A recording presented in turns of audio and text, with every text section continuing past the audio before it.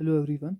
In this video we'll be having class 11th physical education for JK boost. ठीक है, उसमें देखो हमारे पास क्या है, हमारे पास टोटल 10 यूनिट्स है और हर एक यूनिट जो है वो 7 मार्क्स का वेटेज रखता है। ठीक है, हमारे पास इक्वल वेटेज है हर किसी चैप्टर का, तो इसका मतलब जो है हमारे पास 70 मार्क्स का पेपर आएगा।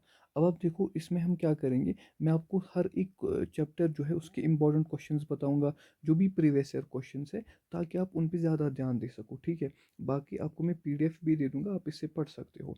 अब देखो जो हमारे पास यूनिट 1 है, कंसेप्ट ऑफ फिजिकल एजुकेशन, उसमें कैसे कैसे सवाल आते हैं। देखो उसमें पहला ही सवाल आता है, what is the meaning of physical education. उसके बाद आता है कि आप कुछ डेफिनेशंस बताओ फिजिकल एजुकेशन की, 3 तक बतानी होती है, मैं आपको वो बताऊंगा। उसके बाद आता है कि what is the aim of physical education. उसके बाद आता है what are the objectives of physical education, what is the importance of physical education, what is the need of physical education. ये जो सवाल है ना लास्ट वाले, ये बेसिकली इनका एक ही आंसर होता है घुमा फिरा के। ठीक है, इसमें कुछ पॉइंट्स आप याद रहोगे, वो आप हर की अगर इन चारों में से कोई भी आया उसमें लिख सकते हो। ठीक है, पहले देखो हम देखेंगे what is the meaning of physical education. पहला ही क्वेश्चन हम चीज़ करेंगे। देखो फिजिकल एजुकेशन में दो टर्म्स आती है, अगर आपने देखा होगा ना, it is basically combination of two separate words. कौन कौन सा, एक तो फिजिकल आता है, एक तो हमारे पास एजुकेशन आता है। अब आप देखो फिजिकल का मतलब क्या होता है, ये तो सिंपली लग रहा है ना आपको, फिजिकल मतलब it's something related with body.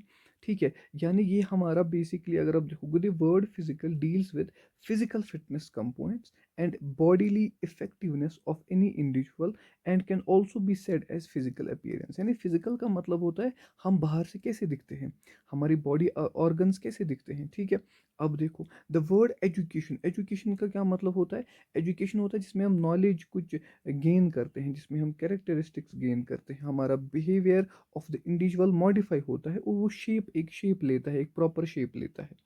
अब देखो the word education is a systematic way to impart knowledge training in a particular way, a combined meaning. अब फिजिकल एजुकेशन का एक कंबाइंड मीनिंग हमें बताओ, वो क्या होता है। combined meaning of these two words would be that systematic instructions and training which relate to physical activities or program of activities necessary for development of physical power and skill। अब physical fitness का simple मतलब क्या होता है, अगर हम इन दोनों words की कॉम्बिनेशन मीनिंग देखिए, वो क्या होता है, that is basically systematic instructions, systematic instructions and training which relate to physical activities. यानी हमारे पास कुछ सिस्टमेटिक, एक मतलब कुछ रूल्स के तहत कुछ इंस्ट्रक्शंस और कुछ ट्रेनिंग, जिससे क्या होगा, जिससे हमारे पास जो फिजिक, जो हमारे पास रिलेटेड होते हैं टू फिजिकल एक्टिविटीज़, उससे क्या होगा, उससे हमारा जो फिजिकल पावर है, जो हमारे पास फिजिकल स्किल है, जो हमारे पास बॉडी है, वो फिट रहेगी, उसकी पावर बढ़ जाएगी, उसकी स्किल बढ़ जाएगी। यही मतलब है फिजिकल एजुकेशन का। ठीक है, उसके बाद देखो आप, दूसरा सवाल हमने देखा था, पहला सवाल तो हो गया। अब दूसरा सवाल देखो, डेफिनेशंस ऑफ फिजिकल एजुकेशन। देखो इसमें आप सीधे याद रखना, पहली डेफिनेशन, पहली डेफिनेशन हमारे पास दी थी जे बी नाश। ठीक है, जे बी नाश, जे बी नाश ने क्या बोला था, पी होता है फिजिकल एजुकेशन। ठीक है, ये आप याद रखो। देखो उसने बोला था physical education is the field of education, physical education is the field of education which deals with which deals with big muscles, big muscles, activities, activities and their related responses। देखो पहली डेफिनेशन किसने दी थी, ये भी आपको याद रखना है। जेबी नाश ने क्या बोला था, जेबी नैश ने बोला था हमारे पास physical education is the field of education, ये एक ऐसा फील्ड है एजुकेशन का जिसमें हम बिग मसल एक्टिविटीज़ के साथ डील करते हैं और उनके रिलेटेड जो रेस्पॉन्सेज होते हैं उनके साथ डील करते हैं। आई होप आपको ये याद हुआ होगा। अब देखो दूसरी डेफिनेशन, दूसरी डेफिनेशन ये आप नोट कर लेना, मैं उसको इरेज करूंगा। दूसरी डेफिनेशन हमारे पास किसने दी थी, दूसरी डेफिनेशन थी चार्ल्स बुचर। ठीक है, चार्ल्स बुचर। अब देखो उसने क्या बोला था, उसने बोला था फिजिकल एजुकेशन इज द, या is an integral part, is an integral part of total education process. उसने क्या बोला था? Physical education is an integral part of total education process which has which has its aim in which has its aim, क्या M होती है? The development of physically mentally socially fit citizens fit citizens ठीक है। अब देखो, Charles butcher ने क्या बोला था? उसने कहा था कि physical education is an integral part of total education process, जिसका एम क्या है? The aim is basically the development of physically mentally socially fit citizens, socially fit citizens ठीक है। सर वो कैसे हम अचीव कर सकते हैं? इसने ये भी बोला था, थ्रू, कैसे अचीव होगा? Through physical activities, through physical activities, ये आप याद रखना, दूसरी डेफिनेशन ठीक है। अब नोट करो, देखो तीसरी डेफिनेशन में आपको बताऊंगा। तीसरी वाली डेफिनेशन आप देखो, वो था by J F Williams, by J F Williams ठीक है। जे एफ विलियम्स ने क्या बोला था? उसने कहा था physical education is the sum of, physical education is the sum of man's physical activities, physical activities selected and conducted to develop personality, to develop personality ठीक है। ये तीन डेफिनेशंस आप याद रखना। देखो मैं फिर से आपको रिवाइज कराऊंगा। पहली डेफिनेशन जो हमारे पास थी, that was given by JB Nash. JB नाश ने हमारे पास क्या बोला? उसने कहा कि ये एक ऐसी फील्ड है, फिजिकल एजुकेशन जो है, ये एक ऐसा फील्ड है एजुकेशन का जो बिग मसल्स एक्टिविटीज़ के साथ डील करता है और उनकी जो रिलेटेड रेस्पॉन्सेज है उनके साथ ही डील करता है ठीक है। ये आप यहीं पर याद करो। दूसरी डेफिनेशन हमारे पास किसने दी थी? That was given by Charles Bucher. उसने क्या बोला था? इसने बोला था ये एक इंटीग्रल पार्ट है, it's an integral part of मतलब टोटल एजुकेशन प्रोसेस, जिसका एम होता है कि हमारे पास physically mentally socially fit citizens आए। कैसे आएंगे? थ्रू फिजिकल एक्टिविटीज़ ठीक है। अगर वो फिजिकल एक्टिविटीज़ करेंगे, एक्सरसाइज वगैरह करेंगे, तो उससे हमारे पास जो है फिजिकली मेंटली और सोशली फिट सिटीजन्स आएंगे। उसके बाद तीसरा तो यही पर है अभी, जे एफ विलियम्स। उसने बोला था कि is the sum of man's physical activities selected and conducted to develop, मतलब क्यों हम करते हैं physical activities? To select and conduct the development ठीक है, क्या करेंगे? पर्सनैलिटी ठीक है। उसके बाद मैं इरेज करूंगा। अब देखो दूसरा सवाल भी हो गया। अब तीसरा सवाल देखो, मैंने बोला था अब ये जो सवाल है यहाँ से इनका एक कॉमन आंसर ही होता है बेसिकली। डेफिनेशंस पे तो खत्म हो गया। अब देखो, AIIMS objectives importance need of physical education ठीक है। कभी कभी वो पूछ लेता है objectives of physical education, AIIMS of physical education, importance of physical education, need of physical education. अब देखो इसमें आपको कैसे करना है। देखो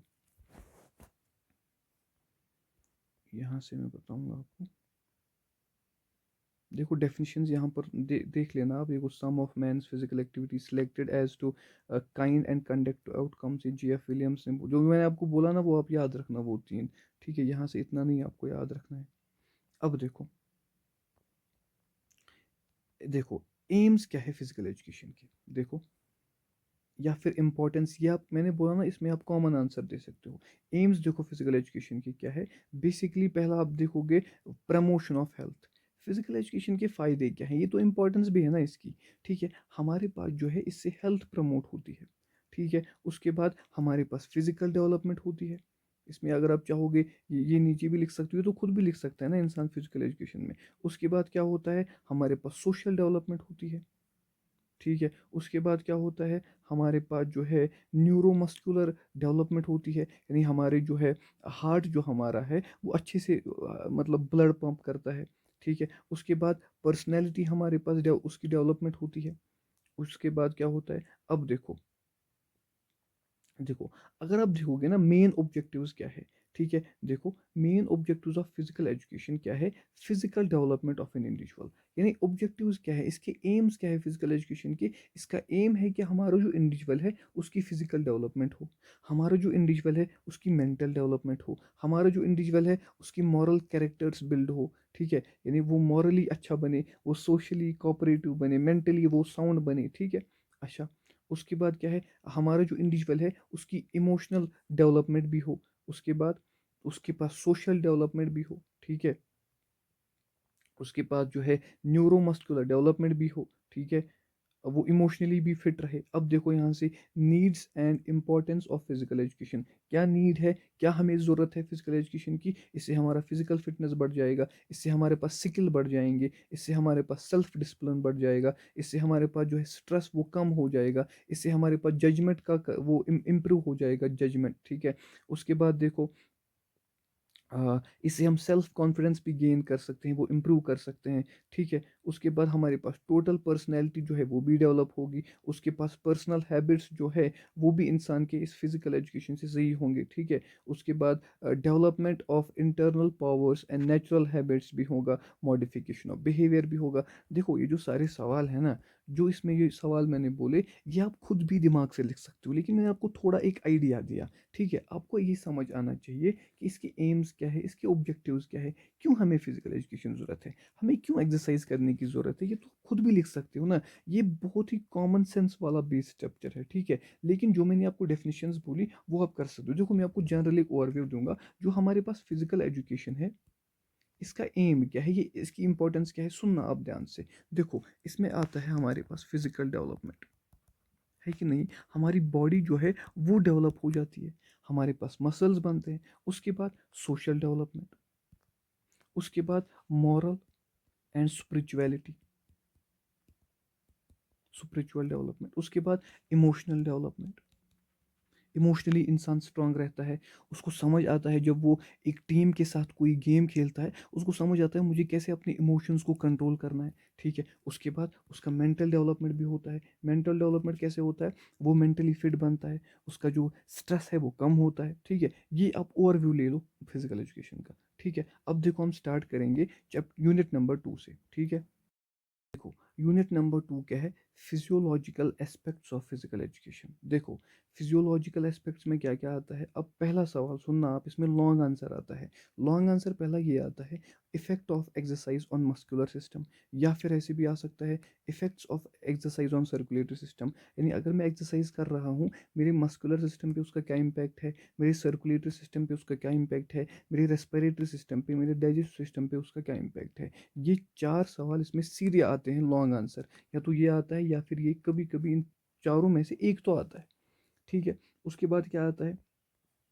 उसके बाद कभी कभी आपसे पूछता है वर्किंग ऑफ हार्ट, ठीक है? उसके बाद आपसे पूछ सकता है कि वर्किंग ऑफ मसल्स क्या है, हमारे पास कितने टाइप्स ऑफ मसल्स होते हैं, ठीक है? बोन्स हमारे पास, ये बेसिकली बायोलॉजी के साथ लिंक करना आप ये वाला चैप्टर।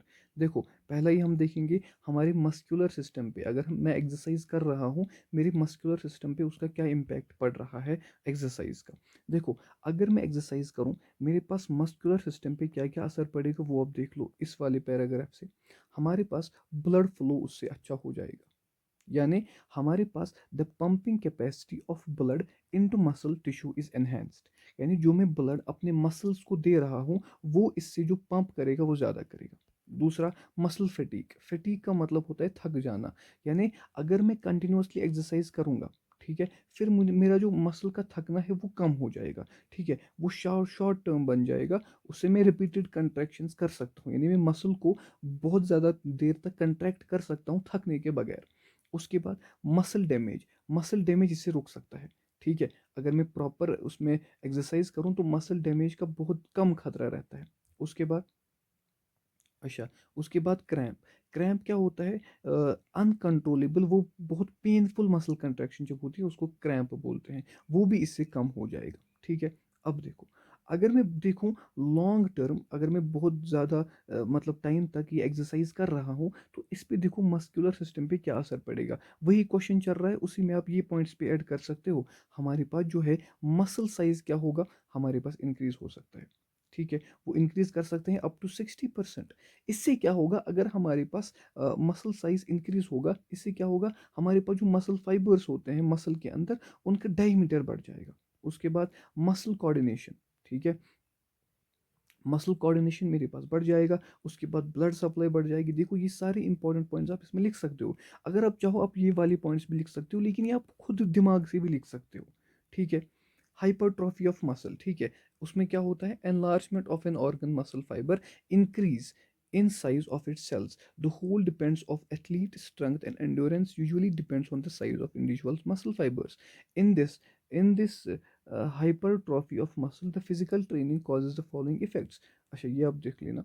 देखो उसके बाद क्या होता है, मायोग्लोबिन हमारे पास इंक्रीज होता है, माइटोकॉन्ड्रिया हमारे पास इंक्रीज होता है तो एनर्जी ज़्यादा मिलेगी, मस्कुलर एंडोरेंस हमारे पास बढ़ जाती है, ठीक है। एंडोरेंस का मतलब होता है कि बहुत समय तक अपने मसल्स को कंट्रैक्ट करना थकने के बगैर, ठीक है। उसके बाद मसल मास भी इंक्रीज होगा, मसल फ्लेक्सिबिलिटी भी। देखो कितने पॉइंट्स आप लिख सकते हो इस वाले सवाल में। अच्छा दूसरा देखो, effect of exercise on circulatory system. Circulatory system का मतलब होता है हार्ट, ब्लड वेसल्स, जो भी ब्लड ब्लड है उसको हम कंबाइंडली एक सर्कुलेटरी सिस्टम बोलते हैं। देखो सिंपल बात है, आप सोचो, अगर आप एक्सरसाइज करोगे सर्कुलेटरी सिस्टम पे क्या असर पड़ेगा, आपका जो ब्लड है वो बहुत अच्छे से पंप होगा, सफिशेंट ऑक्सीजन पहुंचेगा हमारे बॉडी ऑर्गन्स को, ताकि हम अच्छे से फिर एक्सरसाइज वगैरह भी कर सकें, ठीक है। सिंपल देखो, देखो यहाँ से सवाल भी आता है कभी कि हार्ट के बारे में आप थोड़ा सा लिखो, वर्किंग ऑफ हार्ट आप थोड़ा सा लिखो। देखो heart referred as the myocardium, heart को हम क्या बोलते हैं, मायोकार्डियम, मीनिंग हार्ट मसल, ठीक है। मायोकार्डियम होती है basically heart muscle. The heart is situated in the thoracic cavity between the lungs, about the 2/3 of the heart lies. देखो लेफ्ट साइड पे ही हार्ट होता है, तो सबको पता है। हार्ट के पास 4 चैम्बर्स होते हैं, ठीक है। उसका मेन जॉब क्या है हार्ट का, is to pump blood. Regular exercise increase the heart beat from a resting average. देखो हमारे पास जो एवरेज हार्ट बीट होता है, हम 72 बीट्स करते हैं पर मिनट, लेकिन अगर आप एक्सरसाइज करोगे आप 200 बीट्स भी कर सकते हो, ठीक है। हार्ट रेट जो है आपकी वो एक्सरसाइज पे ही डिपेंड करती है। अगर आप एक्सरसाइज करोगे तो आपका जो हार्ट है वो स्ट्रांग बनेगा, ठीक है। और आपका जो रेस्टिंग हार्ट रेट है वो भी इंक्रीज होगी। मैंने बोला कितना होगा, 72 से वो 200 बीट्स पर मिनट भी जा सकता है। उसके बाद ब्लड वेसल का काम क्या होता है, ब्लड वेसल का काम होता है इस ब्लड को ट्रांसपोर्ट करना, ठीक है। अगर मैं एक्सरसाइज करूंगा, अगर मैं एक्सरसाइज करूंगा तो मेरे पास जो ब्लड वेसल्स है वो एक्सपेंड करेंगे। अगर मेरे पास ब्लड वेसल्स एक्सपेंड करेंगे, यानी कि ज़्यादा से ज़्यादा खून को ट्रांसपोर्ट कर सकते हैं, ठीक है। यानी सरफेस ब्लड जो है वो मोर बन जाएगा ड्यूरिंग एक्सरसाइज। उसके बाद size of heart, size of heart जो होता है वो आपने पढ़ा होगा कि मुट्ठी के बराबर जो है हार्ट का साइज होता है, ठीक है। देखो अगर मैं कंटिन्यूअसली एक्सरसाइज करूंगा तो मेरे हार्ट का भी साइज भी चेंज हो सकता है। यही है ना, यही तो बेसिकली है effect of exercise on circulatory system, ठीक है। क्या क्या हो सकता है, देखो फिर से मैं आपको बताऊंगा। जो हमारे पास हार्ट रेट है वो इंक्रीज हो सकती है, पहला पॉइंट हमने यही पढ़ा था, हार्ट रेट इंक्रीज होगी। उसके बाद जो ब्लड वेसल्स है वो नैरो होंगे, उससे क्या फ़ायदा हमारा, उससे ट्रांसपोर्ट ज़्यादा होगा ब्लड। उसके बाद हमने अभी अभी पढ़ा ना, तीसरा वाला क्या पढ़ा था, कि जो साइज़ है वो भी इंक्रीज होगा, साइज़ थोड़ा बहुत इंक्रीज भी हो सकता है, ठीक है, वो ऑल्टर हो सकता है। उसके बाद हार्ट रेट भी चेंज होती है, ये तो हमने भी पढ़ा।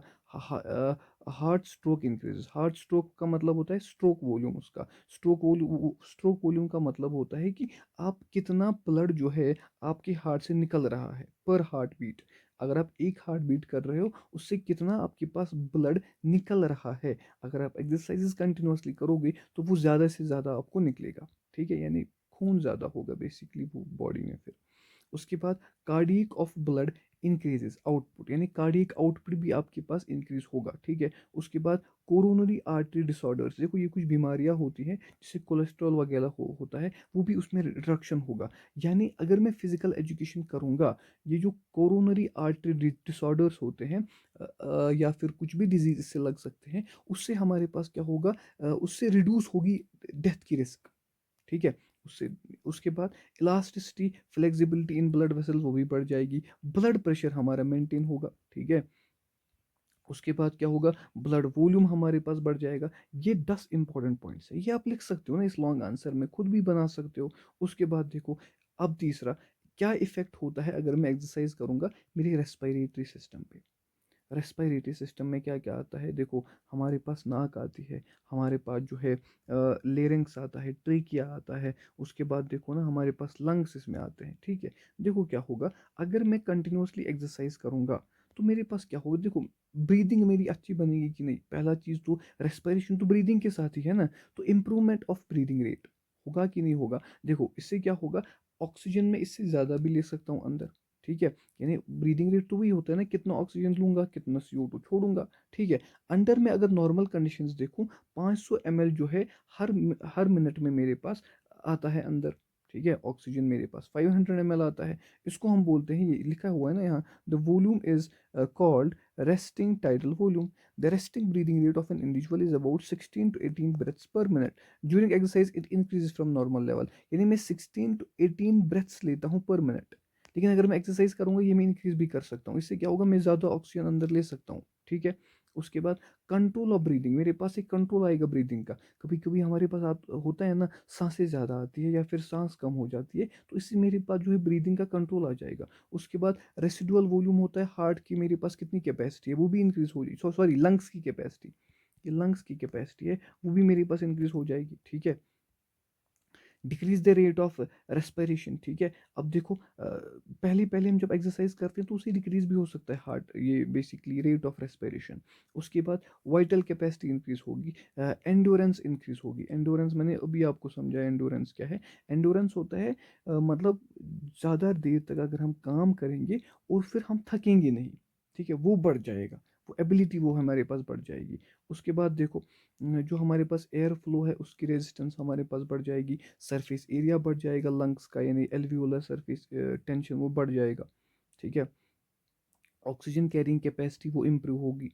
उसके बाद देखो effect of exercise on digestive system, यानी अगर मैं एक्सरसाइज कर रहा हूँ मेरे डाइजेस्टिव सिस्टम पे क्या असर पड़ेगा। देखो देखो कॉन्स्टिपेशन रिलीफ होगा, ठीक है। कॉन्स्टिपेशन से मैं वो मेरे पास ख़त्म हो जाएगा उससे, अगर मैं कंटिन्यू एक्सरसाइज करूँगा।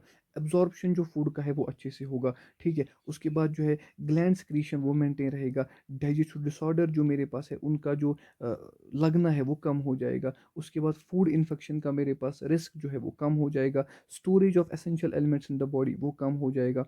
देखो ये मैंने आपको समझाया ना, ये 4 सवाल, ये आप खुद भी लिख सकते हो अपनी बॉडी को देख के, ठीक है। ये 4 सवाल बहुत इंपॉर्टेंट है और हर साल पूछे जाते हैं, ठीक है। इसमें जो मैंने आपको इंपॉर्टेंट पॉइंट्स है वो बोले, फिर आप उसको एक्सटेंड भी कर सकते हो अगर आपके पास लॉन्ग आंसर आया, या तो अगर शॉर्ट आए फिर आप ये पॉइंट्स लिख दोगे तो काम हो जाएगा, ठीक है। अब हम आते हैं यूनिट नंबर 3 पे, हम आते हैं यूनिट थर्ड पे। यूनिट थर्ड क्या है, देखो इसमें क्या है, इसमें बेसिकली है देखो अभी तक हमने पढ़ा फिजियोलॉजिकल एस्पेक्ट्स, अब ये है साइकोलॉजिकल एस्पेक्ट्स। साइकोलॉजी का मतलब होता है simply study of mind. Study of mind कहो या फिर स्टडी ऑफ सोल कहो, एक ही बात है। देखो इसमें सवाल कैसे पूछता है, वो आपसे पूछेगा what is psychology, what is sports psychology, इसकी नीड क्या है। और एक सवाल जो शॉर्ट आंसर आता है, व्हाट्स मोटिवेशन, व्हाट्स अचीवमेंट, ये सवाल इसमें आते हैं। देखो साइकोलॉजी का मतलब क्या है, psychology is a study of human behaviour, ठीक है। Psychology is study of human mind. अच्छा ये दो वर्ड से निकला है, देखो साइकी एंड लोगस। उसका मतलब क्या होता है, साइकी का मतलब होता है सोल, और जो लोगिया है, लोजिया इसको आप पढ़ सकते हो, उसका मतलब होता है समथिंग नेव। तो उसका जो लिटरल मीनिंग है दैट इज साइंस और स्टडी ऑफ सोल, साइंस और स्टडी ऑफ सोल। उसके बाद देखो इसमें और एक पॉइंट आप ऐड कर सकते हो यहाँ से, psychology is a study of mind including conscious as well as unconsciousness of an individual, ठीक है। ये डेफिनेशन में आप लिख सकते हो, ठीक है। दूसरा देखो, दूसरा देखो, ये डेफिनेशन आप देख लेना, अगर 2-3 आप याद रखोगे तो इसमें ज़्यादा नहीं होगा फिर, ठीक है। 2-3 आप याद रख लेना इस डेफिनेशंस में। अब देखो स्पोर्ट्स साइकोलॉजी का क्या मतलब होता है। Sports psychology is an integral part of applied psychology which deals with sports performance. देखो ऐसे ही लिखना है, sports performance, behaviour of player, वो हम अगर हम उसके साथ डील करेंगे वही होता है ना साइकोलॉजी। उसकी माइंड के बारे में हम, उसके सोल के बारे में हम जानेंगे, उसका बिहेवियर कैसा है, ज्यूरिंग ट्रेनिंग उसका बिहेवियर कैसा है, ज्यूरिंग कंपटीशन जब वो खेल रहा होता है उसका बिहेवियर कैसा है, वही होता है स्पोर्ट्स साइकोलॉजी। तो स्पोर्ट्स साइकोलॉजी का सिंपल मतलब अगर आप देखोगे वो है स्टडीज प्लेयर्स बिहेवियर। उस प्लेयर का बिहेवियर अगर हम स्टडी करेंगे, उसको हम कहेंगे स्पोर्ट्स साइकोलॉजी। क्यों करेंगे? ताकि उसकी परफॉर्मेंस इंप्रूव हो, हम देख सकें ये कैसे गलती कर रहा है। अगर कोई ऐसी सिचुएशन आ रही है जिसमें उसको बहुत गुस्सा आ रहा है, हम देखेंगे ये खुद को कैसे कंट्रोल कर रहा है, ताकि इसकी बेटर परफॉर्मेंस हो, ठीक है, ये एनहेंस करे आगे, ये इसकी एक्सीलेंस बढ़ जाए, ठीक है। देखो यहाँ लिखा हुआ है ना, sports psychology is that branch of psychology which is intimately connected with human behavior only on the play field, both under practice and not only on the play field, both under practice and competitive situation with a view to bring about qualitative। इसका जो मकसद होता है वो यही होता है कि हमारा जो प्लेयर है उसकी परफॉर्मेंस में इम्प्रूवमेंट हो, ठीक है। उसके बाद देखो आप, ये आपको नहीं देखना है। उसके बाद देखो इंपॉर्टेंस क्या है इसकी, ये दूसरा सवाल बनता है इसमें, what is the importance of sports psychology. मैंने अभी अभी आपको बोला क्यों मुझे स्पोर्ट्स साइकोलॉजी क्या होता है। स्पोर्ट्स साइकोलॉजी होता है प्लेयर का बिहेवियर जानना। कब? जब वो खेल रहा होता है, जब उसकी ट्रेनिंग चल रही होती है। सिंपल, आपको अगर स्पोर्ट्स साइकोलॉजी समझ आए, अब देखो इंपॉर्टेंस क्या है। मुझे क्यों देखनी है उस प्लेयर का बिहेवियर, मुझे क्यों जानना है। मुझे क्यों जानना है कि वो ट्रेनिंग के दौरान कैसे ट्रेनिंग करता है, वो प्ले फील्ड में कैसे खेलता है। सिंपल बात है, मुझे उसका बिहेवियर अंडरस्टैंड करना है, मुझे उसकी डिटर्मिनेशन चेक करनी है, मुझे उसका वो डिटर्मिनेशन बढ़ाना है, मुझे उसका जो कॉन्फिडेंस है, अगर मैं दिखूंगा ट्रेनिंग या फिर खेलने के दौरान उसका कॉन्फिडेंस कम है, तो मैं स्पोर्ट्स साइकोलॉजी यानी उसके बिहेवियर को जान के मैं उसके कॉन्फिडेंस को अपलिफ्ट कर सकता हूँ। आपको समझ आया? उसके बाद उसकी जो फिजियोलॉजिकल कैपेसिटी भी बढ़ा सकता हूँ। फिजियोलॉजिकल कैपेसिटी का मतलब क्या होता है? उसकी फ्लेक्सिबिलिटी, उसकी स्ट्रेंथ, उसकी स्पीड, ठीक है। उसके बाद उसको मैं सिखा सकता हूँ कि अपने इमोशंस को कैसे कंट्रोल करना है, ठीक है। उसका इंटरेस्ट बढ़ा सकता हूँ, ठीक है। उसके बाद उसको मैं मोटिवेट कर सकता हूँ। अगर वो कहीं पर गलत कर रहा है, मैं उसको मोटिवेट करूँगा, उसको मैं एक पॉजिटिव साइंस दूंगा अपने, उसको मैं अपने मतलब मैं उसको बोलूँगा कि आप इस काम को और भी अच्छे से कर सकते हो। उसके बाद उसको मैं सिखा सकता हूँ कुछ भी, या अगर वो कुछ गलत कर रहा है तो मैं उसको कुछ सिखा सकता हूँ। उसकी मैं उसको मोटर स्किल्स कुछ सिखा सकता हूँ, ठीक है। इससे क्या होगा? हेल्दी रिलेशन डेवलप होगा। हेल्दी रिलेशन डेवलप होगा किसके साथ? सोसाइटी में, ठीक है। उसके बाद देखो, मैं उसका जो एग्रेशन लेवल है वो चेक करूंगा। If he is aggressive in the field, मैं उसको समझाऊंगा कि इस एग्रेशन को वो कंट्रोल करना है, ठीक है। कितना आपको एग्रेशन वहां दिखाना है, कितना नहीं दिखाना है। उसके बाद अगर मैं उसकी बिहेवियर को स्टडी करूंगा यानी स्पोर्ट्स साइकोलॉजी, तो मेरे पास उसमें मैं लीडरशिप क्वालिटीज भी डेवलप करा सकता हूँ। अगर मैंने उसको फॉर एग्जाम्पल टीम का कैप्टन बनाया, उसने कुछ गलतियाँ की, मैं उसको सिखा सकता हूँ ना फर्दर। तो फर्दर वो सीख सकता है, डिसीजन मेकिंग सीख सकता है।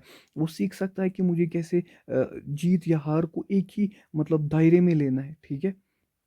उसके बाद उसकी परफॉर्मेंस भी इंप्रूव करा सकता हूँ, ठीक है। अब देखो जो मैंने सवाल आपसे बोला था, what is achievement, what is motivation, दो सवाल यहाँ से शॉर्ट आंसर आते हैं, ठीक है। अचीवमेंट का क्या मतलब होता है? Habitual desire to achieve goals through one's individual efforts. Direct definition है, याद कर लो, ठीक है। अच्छा, अचीवमेंट को क्या बोलते हैं हम? फिजिकल आउटपुट इन एक्टिविटी, यानी जो हमारे पास एक्टिविटी थी उसका फिजिकल आउटपुट एंड पे क्या निकला, मैंने जीता, वो अचीवमेंट, ठीक है। व्हेन अ पर्सन, देखो when a person tries to do something new, he may acquire advanced type of skill, after learning new skills he feels satisfied, this satisfaction of success is known as achievement। जब वो कोई काम सीख रहा होता है और फिर सीखने के बाद वो उसमें सेटिस्फाई होता है, वो कुछ लर्निंग स्किल सीखता है, तो वो कहता है मैंने कुछ अचीव किया, मैंने एक डिग्री अचीव की। तो उसी अचीवमेंट को, उसी स्किल के सीखने के बाद सेटिस्फाई होने को हम बोलते हैं कि ये अचीवमेंट है, ठीक है। सेटिस्फैक्शन ऑफ सक्सेस, याद रखना आप, सेटिस्फैक्शन ऑफ सक्सेस उसको हम बोलते हैं अचीवमेंट, ठीक है। उसके बाद देखो मोटिवेशन, बहुत इंपॉर्टेंट सवाल है। मोटिवेशन का मतलब क्या होता है? मोटिवेशन का मतलब होता है टू चेंज, ठीक है। लेटिन वर्ड से निकला है मोवर, उसका मतलब होता है टू चेंज, ठीक है। Motivation is the process which pushes, यहाँ से आप डेफिनेशन सीधे लिख सकते हो, वो ऊपर वाला छोड़ दो। मोटिवेशन इज द प्रोसेस, ठीक है, विच पुशेस, हाँ, the individual towards his personal achievement और डिजायर। देखो मैं आपको मोटिवेशन देता हूँ पढ़ने की, तो आपको मैं क्या कर रहा हूँ? I am basically pushing you, कहाँ की तरफ? आपकी पर्सनल अचीवमेंट की मतलब तरफ, आपकी पर्सनल डिजायर्स की तरफ, ठीक है। देखो जब एक इंसान मोटिवेटेड होता है, इट मीन्स कि वो ड्रिवन होता है, या फिर वो किसी इनर फोर्स से वो काम कर रहा होता है। उसके पास कुछ ना कुछ अंदर होता है, यानी मोटिवेशन होता है, उसके पास कोई ना कोई फोर्स होता है, उस वजह से वो काम कर रहा है, ठीक है। अच्छा, इससे क्या होगा? अगर हम मोटिवेटेड रहेंगे, इससे हमारे पास इनर स्ट्रेंथ है वो एनहेंस है, वो बढ़ जाएगी, ठीक है, ताकि हम किसी पर्टिकुलर गोल की तरफ अपने आप को जो है डेडिकेट करें, ठीक है। देखो, motivation is that psychological aspect in which individual get inspired to perform well to successfully complete the purpose, ठीक है। वो इंस्पायर होता है कि मैं इस काम को बहुत ही अच्छे से करूं और फिर मैं सक्सेसफुल हो जाऊं, ठीक है। ये भी आप देख सकते हो, देखो ना, motivation is a force which pushes the individual towards particular goals. Motivation is a state of being with a motive और reason for initiating conscious and purposeful effort, ठीक है। मोटिवेशन क्या, motivation gives us energy to do any physical activity in well planned manner. इससे हमें energy मिलती है, एक boost मिलता है, ठीक है। Motivation is not only required for athlete but it is also equally important in day to day life. हमारे लिए भी मोटिवेशन ज़रूरी है, ठीक है। ये बिहेवियर ओरिएंटेशन की तरफ होता है, टुवर्ड्स अ पर्टिकुलर डायरेक्शन होता है, ठीक है। अगर सिंपल वर्ड्स में आप किसी की कोई पूछेगा मोटिवेशन क्या होता है, it means to inspire a person to do a particular activity. Motivation is present in every step of life. देखो कितने पॉइंट्स मैंने आपको बोले, जो जो आपको इसमें याद रहा वो आपको लिखना है। शॉर्ट आंसर आता है, ज़्यादा बड़ा सवाल इसमें नहीं आता है। डेफिनेशंस मुझे नहीं लगता है इंपॉर्टेंट है, फिर भी आप यहाँ से स्क्रीनशॉट लेके इसको एक बार रीड कर सकते हो, ठीक है। आते हैं हम यूनिट नंबर 4 पे, that's career aspects in physical education. आप देखो इसमें सवाल कैसे आते हैं। देखो इसमें पहला ही सवाल आता है, पहला ही सवाल इसमें आता है, आप हमें डिटेल में बताओ, करियर ऑप्शन क्या है फिजिकल एजुकेशन में। Career option in physical education, पहला ही सवाल। लॉन्ग आंसर भी आता है और हर साल मुझे लगता है आता है। दूसरा सवाल क्या आता है, दूसरा सवाल आपको आता है कि क्या क्या क्वालिटीज़ होनी चाहिए, qualities required for career in physical education. अगर मुझे उसमें फिजिकल एजुकेशन में करियर चाहिए, मेरे अंदर क्या क्या क्वालिटीज़ होनी चाहिए। अब देखो पहला ही, देखो, फिजिकल एजुकेशन के एक वास्ट स्कोप है of career making options. It is not limited to physical activity और फिजिकल एक्सरसाइज। फिजिकल एक्सरसाइज तक ही महदूद नहीं है, कोच वोच बनना उधर तक महदूद नहीं है, इसका एक बहुत ही बड़ा स्कोप होता है। देखो मैं आपको सिंपली इसमें एक चार्ट के थ्रू समझाऊंगा। देखो, अगर आप टीचर बनोगे, पहला चीज़ टीचर एज ए प्रोफेशन, यानी फिजिकल एजुकेशन का टीचर बनना। देखो टीचर में आप तीन किस्म का टीचर बन सकते हो। या तो टीचर बन सकते हो स्कूल का, या तो हायर सेकेंडरी लेवल का, या तो फिर लेक्चरर बन सकते हो कॉलेज में या फिर यूनिवर्सिटी में। समझ आया आपको। इसमें आप लिख सकते हो ना, वी करियर ऑप्शन में आप लिख सकते हो कि एक इंसान टीचर बन सकता है। टीचर कौन कौन सा बन सकता है, या तो स्कूल लेवल का, या तो लेक्चरर, या तो फिर सॉरी ये तो हायर सेकेंडरी लेवल का, या फिर कॉलेज या फिर यूनिवर्सिटी लेवल का। अब देखो टीचिंग में क्या है, देखो, education institute also having physical education an optional subject in the curriculum. Physical education activities also conduct intramural and extramural tournaments for better participation of students in sports. Therefore physical educationists are very close to teaching profession as well as practical. देखो मैं आपको simply समझाऊंगा, इसमें आपको इतना याद नहीं रखना है। देखो यहाँ पर देखो, आप यहाँ पर लिखना फिजिकल एजुकेशन, ये आपको याद रखना है, याद रखने के लिए बोल रहा हूँ, वहाँ नहीं बनाना है। ये लॉन्ग आंसर में बनाओगे कहाँ मार्क्स मिलेंगे, फिर आप थोड़ा इसको इलाबोरेट भी करना है। देखो पहला करियर ऑप्शन क्या है, एज ए टीचर। इसमें आप लिख सकते हो ना, हम एक टीचर बन सकते हैं, जो मैंने अभी आपको बोला 3 लेवल्स। उसके बाद एज ए कोच, मैं एक कोच भी बन सकता हूँ, ठीक है, सॉरी, COACH, कोच। उसके बाद मैं एक फिटनेस ट्रेनर भी बन सकता हूँ, फिटनेस ट्रेनर बन सकता हूँ। मैं एक योगा इंस्ट्रक्टर भी बन सकता हूँ। सिंपल याद रखो करियर ऑप्शंस क्या क्या है, ठीक है। उसके बाद मैं एक स्पोर्ट्स जर्नलिस्ट भी बन सकता हूँ, स्पोर्ट्स जर्नलिस्ट, ठीक है। उसके बाद मैं एक एडमिनिस्ट्रेटर बन सकता हूँ। उसके बाद मैं एक कमेंट्रेटर बन सकता हूँ, या फिर मैं एक रिपोर्टर बन सकता हूँ, ठीक है। मैं फिजिकल एजुकेशन के बारे में रिपोर्ट्स दूंगा। ये देखो कितने करियर ऑप्शंस हैं। अब इसको थोड़ा बहुत आपको इलाबोरेट करना होगा। अगर मैं कोच बना मुझे क्या क्या करना पड़ेगा, अगर मैं फिटनेस ट्रेनर बना मुझे क्या क्या करना पड़ेगा, अगर मैं योगा इंस्ट्रक्टर बना मुझे, ये देखो ना, आप सिंपल आप इसको इलाबोरेट कर सकते हो। अगर मैं कमेंटेटर बना मुझे क्या करना है, कमेंट्री करनी है। रिपोर्टर बना मैं, एडमिनिस्ट्रेटर बना मैं, स्पोर्ट्स जर्नलिस्ट बना मैं, ठीक है। इतने करियर ऑप्शन है। या आप थोड़ा बहुत इसको खुद खुद लिखना, ऐसे ही लिखना आप फ्लो चार्ट चार्ट में, आपको थोड़ा बहुत इसमें याद रहेगा, ठीक है। देखो यहाँ पर लिखा है ना, देखो एज ए कोच, ठीक है, उसके बाद एज ए स्पोर्ट्स जर्नलिस्ट, ठीक है, today media requiring high qualified persons and individual can choose subject of physical education for the profession और as sports journalist. The sports journalist must have the knowledge about changes, rules and regulations of all sports. ये आप उसमें add कर सकते हो ये वाला point. उसके बाद as a physical training instructor, ठीक है. अच्छा, sports media dead following works. उसके बाद देखो ना, मैं आपको और एक बता रहा था इसमें सवाल. सवाल मैंने बोला था आपको, ये पहला सवाल है. इसमें दूसरा क्या है, क्वालिटीज़ क्या क्या होनी चाहिए. देखो, अगर आपको एक करियर चाहिए ना फिजिकल एजुकेशन में, तो आपके पास क्या क्या क्वालिटीज़ होनी चाहिए. पहली क्वालिटी जो आप में होनी चाहिए, आपके पास एक high level of physical education fitness होनी चाहिए. ठीक है, पहली quality, high level of physical education fitness. ठीक है, आपके पास क्या होना चाहिए, एक गुड या फिर एक साउंड हेल्थ होना चाहिए आपके पास. ठीक है, आपके पास साउंड मेंटल स्टेबिलिटी होनी चाहिए खुद के पास, फिर आप दूसरों को क्या दोगे, स्टेबिलिटी. ठीक है, आपके पास एक कॉम्पिटिटिव स्पिरिट होना चाहिए. और आपके पास क्या होना चाहिए, आपके पास लीडरशिप क्वालिटी होनी चाहिए. लीडरशिप क्वालिटी आपके पास होनी चाहिए. ये पॉइंट्स आप लिख सकते हो. ठीक है, ये बहुत ही छोटा चैप्टर है. इसमें सवाल आता है इसी पे, करियर ऑप्शंस क्या क्या है इसमें.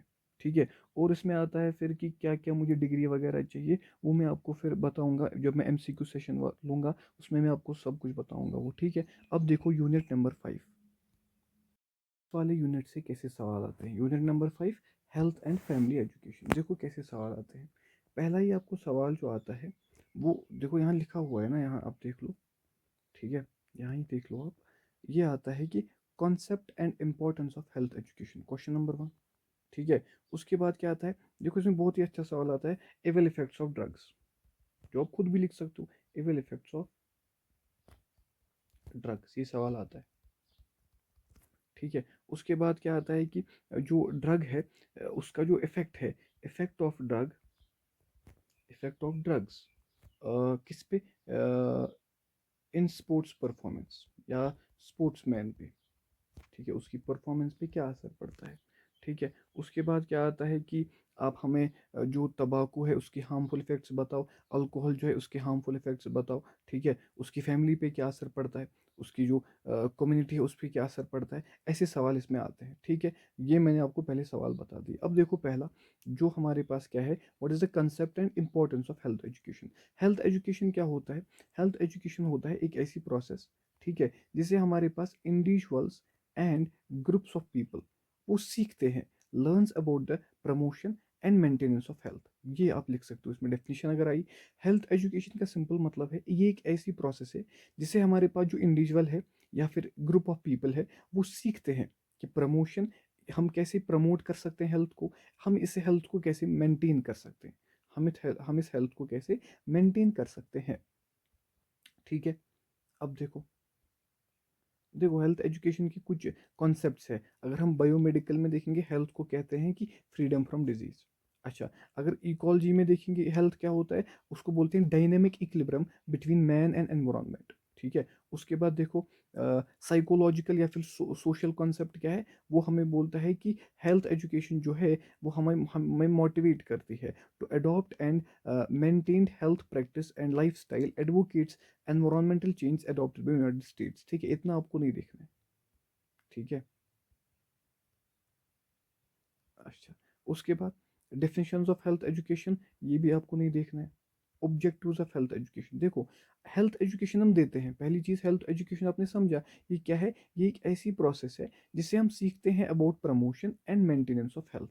अब हमें हेल्थ एजुकेशन, उसके ऑब्जेक्टिव्स क्या है, उसका गोल क्या है. देखो गोल सिंपल है, इसका गोल सिंपल है कि हेल्थ प्रैक्टिस चालू रहे, हेल्थ हैबिट्स हमारे पास चालू रहे. उसका दूसरा गोल क्या है कि हाइजीनिक बिहेवियर आए एक इंसान के अंदर. ठीक है, हमारे पास जो हेल्थ प्रोग्राम्स है वो हमें स्कूल्स में भी कराए जाए, कम्युनिटी में भी कराए जाए. ठीक है, हेल्थ के रिलेटेड एजुकेशन दी जाए कि हेल्थ इज़ वेल्थ, ये कितनी इंपॉर्टेंट है हेल्थ. ठीक है, उसके बाद इसका जो ऑब्जेक्टिव है वो क्या है, हम अपने स्टूडेंट्स को सिखाए कि preservation and development of their physical mental and emotional health, यानी उनकी फिजिकल हेल्थ, उनकी मेंटल हेल्थ, उनकी इमोशनल हेल्थ कितनी ज़्यादा ज़रूरत है। ठीक है, ये हम उनको सिखाए, यही ऑब्जेक्टिव्स है। या अगर क्वेश्चन भी आए ना, what are the objectives of health education, ये भी आप लिख सकते हो। ये 5 पॉइंट्स जो है बहुत ज़्यादा सफिशिएंट है अगर 5 मार्क्स का भी क्वेश्चन आया। ठीक है, देखो यहाँ पर भी लिखा हुआ है इंपॉर्टेंस ऑफ हेल्थ एजुकेशन। देखो हेल्थ एजुकेशन क्यों इंपॉर्टेंट है, सिंपल बात है ना, इससे हमारे पास फिजिकल हेल्थ वो अच्छी रहेगी। फिर अगर हमें पता होगा कि हेल्थ कितनी ज़्यादा इंपॉर्टेंट है, तो मैं फिजिकली फिट रहूँगा, मैं डेली एक्सरसाइज करने जाऊँगा। ठीक है। अच्छा, मेरा जब मैं एक्सरसाइज वगैरह करूँगा, जब मुझे पता होगा कि मैं किस किस किस चीज़ से हेल्दी हो सकता हूँ, किस चीज़ से मैं हेल्दी नहीं हो सकता हूँ, तो मैं प्रॉपर वर्किंग करूँगा अपनी बॉडी पे, यानी जो मेरा जो बॉडी सिस्टम है वो अच्छा खासा हो जाएगा। अच्छा, उसके बाद मेरा जो पोस्चर है वो बेंडिंग पोस्चर नहीं रहेगा। मैं अगर मुझे हेल्थ के बारे में कुछ पता ही नहीं है, तो मैं दिन भर बैठा रहूँगा, तो मेरा जो पोस्चर है वो भी ख़राब हो जाएगा। लेकिन अगर मुझे पता है हेल्थ के बारे में, ठीक है, मैं उठूँगा, मैं जिम जाऊँगा, मैं एक्सरसाइज करूँगा, मैं जॉगिंग करूँगा, मैं रनिंग करूँगा, वॉकिंग करूँगा, उससे क्या होगा, मेरा एक अट्रैक्टिव, एक अच्छा पोस्चर बन जाएगा। ठीक है, उसके बाद अगर मुझे हेल्थ के बारे में पता होगा, तो मेरे पास जो है, अगर मुझे अवेयरनेस होगी, तो मेंटल हेल्थ भी मेरे पास डेवलप होगी। ठीक है, अब देखो मेंटल हेल्थ में क्या क्या आता है, anxiety, stress, attention, concentration, mental aggression, tension, ये सब मेंटल हेल्थ में आता है। ठीक है, उसके बाद मैंने आपको दूसरा सवाल क्या बोला था, पहला सवाल तो हो गया, पहला सवाल हो गया हेल्थ एजुकेशन क्या होता है। ठीक है, कॉन्सेप्ट हमें समझ आ गया। कॉन्सेप्ट क्या है, कॉन्सेप्ट वही सेम है, promotion and maintenance of health. उस यही एक प्रोसेस है जिससे हम इंडिविजुअल को या ग्रुप ऑफ पीपल को सिखाते हैं promotion and maintenance of health. पहला सवाल हो गया। इंपॉर्टेंस क्या है, वही तो हमने सिखाया ना, ऑब्जेक्टिव, मेंटल हेल्थ अच्छी होगी। ठीक है, बॉडी पोस्चर अच्छा होगा, उसके बाद मेरा जो स्ट्रेस है वो कम हो जाएगा। अगर मुझे हेल्थ के बारे में पता होगा, तो मैं उससे डिजीज से भी छुटकारा पा सकता हूँ। ये सवाल समझ आया ना। ठीक है, ये सवाल वो पूछ सकता है। दूसरा सवाल देखो बहुत ही इंपॉर्टेंट है, ये हर साल शायद पूछता है, इफेक्ट्स ऑफ अल्कोहल, तंबाकू एंड ड्रग्स। अब हम अल्कोहल, तंबाकू एंड ड्रग्स के बारे में पढ़ेंगे। ठीक है, देखो, देखो, देखो, ये सवाल आता है, effects of alcohol and on individual. अगर एक आदमी शराब पीता है, तो उस पे मतलब क्या असर पड़ेगा उसको। देखो सिंपल बात है, अल्कोहल जो है वो एक इंसान को बहुत सारे तरीके से बिगाड़ सकता है। ठीक है, उसके पास काफ़ी ज़्यादा हेल्थ रिलेटेड प्रॉब्लम्स भी आ सकती है आज के ज़माने में। ठीक है, अच्छा, एक सच प्रॉब्लम क्या है, one is related problem surrounding world and second is, देखो, एक तो वो हमें गंदा लगेगा, सिंपल बात है ना। एक तो रिलेटेड है कि सराउंडिंग के रिलेटेड, यानी आसपास के माहौल वालों को वो गंदा लगेगा, या आसपास का माहौल वो बिगाड़ेगा, ये भी इसका मतलब है, आसपास का माहौल वो बिगाड़ेगा। सेकंड, उसका जो इंटरनल एनवायरनमेंट है वो खत्म हो जाएगा ना, यानी उसके जो बॉडी पार्ट्स है अंदर, वो दिन ब दिन जो है खत्म हो जाएंगे। ठीक है, वो इंटरनली भी सफर करेगा। ठीक है, अब देखो, देखो, the alcohol which is taken by human beings is called ethanol, या इथाइल अल्कोहल, जो हम कंज्यूम करते हैं ना, ये बेसिकली एथेनॉल होता है, या इथाइल अल्कोहल, अल्कोहल इसको बोलते हैं। ये हम फर्मेंटेशन से, यानी फर्मेंटेशन से हम इसको बनाते हैं, डिस्टिलेशन प्रोसेस से। ये आप नहीं, देखो यहाँ से देखो, enjoying of alcohol in modern time is not bad, ये बोलते हैं कि ये गंदा नहीं है, but it may have health benefits that could enhance your life. इसके कुछ हेल्थ बेनिफिट्स भी हो सकते हैं, जैसे आप देखो कफ सिरप्स वगैरह उसमें हम यूज़ करते हैं। लेकिन अगर इंसान अब ज़्यादा ही पीने लगा, ठीक है, इससे क्या हो सकता है, देखो पहला चीज़, लिवर डैमेज हो सकता है। ठीक है, अगर स्पोर्ट्स पर्सन नहीं पिया, मैंने आपको पहले ही सवाल बोला था, effects of drugs on sports person, the sports person are also under the influence of alcohol, यानी वो भी पीते हैं। डॉक्टर्स की, मैंने आपको बोला ना, कफ सिरप्स वगैरह में हम ये पीते हैं, but it is taken unlimited, then it has bad effects, यानी अल्कोहल थोड़ा बहुत तो कफ सिरप्स या फिर मेडिसिन वगैरह में होता है, लेकिन अगर आप अनलिमिटेड इसको पियोगे, तब इसकी जो है बैड इफेक्ट्स शुरू होते हैं। ठीक है, बोलते हैं ना कि, वो बोलते हैं कि excess of everything is bad. ठीक है, यहाँ भी वही चलता है। तो अब देखो आप, इफेक्ट्स ऑफ अल्कोहल, वो मैं आपको यहाँ पर बताऊंगा। ये बेसिकली एक पैराग्राफ था जिसमें इसने लिखा था कि अल्कोहल के बारे में इसने जनरली लिखा था। आप पहला पॉइंट ये लिख सकते हो कि अल्कोहल जो अफेक्ट करता है इंडिविजुअल को बहुत सारे तरीकों से। पहला तो वो प्रॉब्लम जो है सराउंडिंग वर्ल्ड में होती है। दूसरा, उसका जो इंटरनल एनवायरनमेंट है वो भी खराब होता है। अच्छा, दूसरा पॉइंट आप क्या लिख सकते हो कि अल्कोहल जो इंसान आज कंज्यूम करता है वो एथेनॉल होता है, वो फर्मेंटेशन से बनता है, सिंपल, ठीक है। अब देखो, enjoying alcohol in modern world is not bad, ठीक है, इसके कुछ हेल्थ बेनिफिट्स भी हो सकते हैं, यहीं पर आप लिख सकते हो कि मेडिसिन वगैरह में ये थोड़ा बहुत लो क्वालिटी में प्रेजेंट होता है, क्वांटिटी सॉरी लो क्वांटिटी में प्रेजेंट होता है, लेकिन फिर आप ऐसे लिख सकते हो, but if it is taken unlimited then it has bad effects on health of an individual and also effects the various systems of human body, like digestive system पे इस पे असर पड़ता है, सर्कुलेटरी सिस्टम खराब होता है, मस्कुलर सिस्टम भी खराब होता है, ठीक है। यानी therefore an individual can take alcohol, वो ले सकता है ना, लेकिन जब वो as in the form of medicine हो, जब उसको कोई डॉक्टर वो प्रिस्क्राइब करे, ठीक है। ये आप पहले ही लिख सकते हो ऊपर, मतलब हेडिंग में। अब देखो इस पे इफेक्ट्स क्या है। इसका पहला ही इफेक्ट नर्वस सिस्टम पे, नर्वस सिस्टम पे कैसे इफेक्ट होता है, इसका जो ब्रेन है उसका फंक्शनिंग वो खत्म हो जाएगा, ठीक है। अच्छा, देखो, इसका जो CNS है, सेंट्रल नर्वस सिस्टम, वो खराब हो सकता है, ठीक है। अब देखो, अ, देखो इसको बहुत सारी प्रॉब्लम्स हो सकती है। अब देखो, अगर सेंट्रल नर्वस सिस्टम पे अटैक किया अल्कोहल ने, उससे इसको क्या होगा, स्लीप में इसको इंटरप्शंस होगी, इसको नींद नहीं आएगी, इसको डिप्रेशन होगा, इसको एंग्जाइटी होगी, इसको फीलिंग ऑफ पैनिक अटैक्स आएंगे, ठीक है। उसके बाद डाइजेस्टिव सिस्टम पे क्या असर होगा, सिंपली मैं आपको सिखा रहा हूँ इफेक्ट्स ऑफ अल्कोहल, ठीक है। डाइजेस्टिव सिस्टम से इसका क्या होगा, इसका डाइजेशन जो है उसमें प्रॉब्लम हो जाएगी, ठीक है। इसका जो डाइजेस्टिव सिस्टम है वो फैटी बन जाएगा। अल्कोहल से क्या होता है, अल्कोहल से जो हमारे पास डाइजेस्टिव जूसेस है ना, उनका प्रोडक्शन कम होता है। यानी अगर डाइजेस्टिव जूसेस वो मदद किस में करते हैं, वो डाइजेशन में मदद करते हैं। अगर उनका प्रोडक्शन कम हुआ अल्कोहल से, तो इसका डाइजेशन, इसका हजम होना वो भी कम हो जाएगा, ठीक है। उसके बाद देखो, मस्कुलर सिस्टम, मस्कुलर सिस्टम पे क्या असर पड़ेगा, सिंपल मैं आपको बताऊंगा। अगर इसने ज़्यादा लिया ना, ये मतलब अल्कोहल इसने ज़्यादा कंसंट्रेशन में अंदर लिया, तो इसकी जो मसल स्ट्रेंथ है, इसकी मसल स्ट्रेंथ जो है वो कम हो जाएगी, ठीक है। उसके बाद लिवर, लिवर तो इसका पूरा खत्म हो जाएगा, ठीक है। लिवर इज द ऑर्गन जिसके पास, अगर अल्कोहलिक पर्सन है उसका जो लिवर है, सबसे ज्यादा अटैक अल्कोहल का लिवर पे होता है, यहाँ पर पॉइंट भी लिखा हुआ है, liver is the organ that often suffers the most damage, ये आप लिख सकते हो उसमें, ठीक है। उसके बाद देखो, अल्कोहलिक लिवर जो होता है ना, यानी उसका जो लिवर है वो 3 स्टेज से गुजरता है। पहले तो उसके पास होता है फैटी लिवर, ठीक है, बच गया थोड़ा बहुत, फिर उसने ज़्यादा अल्कोहल कंज्यूम किया, फिर उसको कहते हैं अल्कोहलिक हेपेटाइटिस। अगर उसने ज़्यादा किया तो अल्कोहलिक किरोसिस, ठीक है। उसके बाद देखो, उसके बाद आता है साइकोलॉजिकल डिसऑर्डर्स, यानी ये साइकोलॉजिकली इसके पास, साइकोलॉजी होता है ना, स्टडी ऑफ माइंड, मैंने आपको ऊपर भी बोला, या फिर स्टडी ऑफ सोल, तो इसका मेंटल डिसऑर्डर हो जाएगा, ठीक है। ये कुछ भी करता रहता है, कुछ भी बकता रहता है, ठीक है। अच्छा, ये इसके पास जो है बॉडी का पोस्चर, आप देखोगे कोई अल्कोहलिक पर्सन, उसका बॉडी का पोस्चर मेंटेन नहीं होता है, वो कभी इधर कभी उधर, ठीक है, और कुछ भी बोलता रहता है, तो उसके पास जो बॉडी का बैलेंस है वो भी खत्म हो जाता है, उसके पास मेंटल डिसऑर्डर होता है, ठीक है। उसके बाद देखो, एक्सक्रीटरी सिस्टम पे क्या असर पड़ेगा, उसकी जो किडनीज है वो क्या करती हैं, किडनीज फिल्टर करती है ना, तो फिल्ट्रेशन में इसकी प्रॉब्लम हो जाएगी, ठीक है, किडनी फेलियर के बहुत ज़्यादा चांसेस है।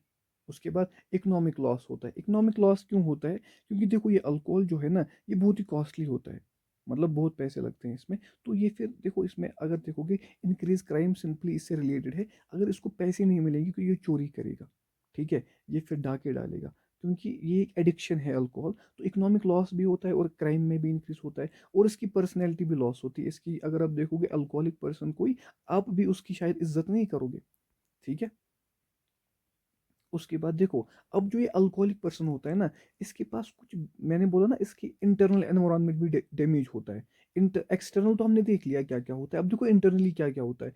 इसका सेल्फ एस्टीम वो कम हो जाता है, वो अल्कोहलिक पर्सन ज़्यादा डरता है, उसके पास एंग्जाइटी ज़्यादा होती है, ठीक है, उसको फिर गिल्ट होता है, ठीक है, परफेक्शनिज्म होता है, उसके पास जो है शेम होती है, उसको फिर सेल्फ पिटी, खुद पे उसको फिर वो आता है ना, सिंपैथी आ जाती है, ठीक है, ब्लेमिंग करता है उसको, इसको इसको, इनजस्टिस की उसके पास सेंस आती है, लो टॉलरेंस होता है, उसके पास फ्रस्ट्रेशन ज़्यादा होती है, ठीक है।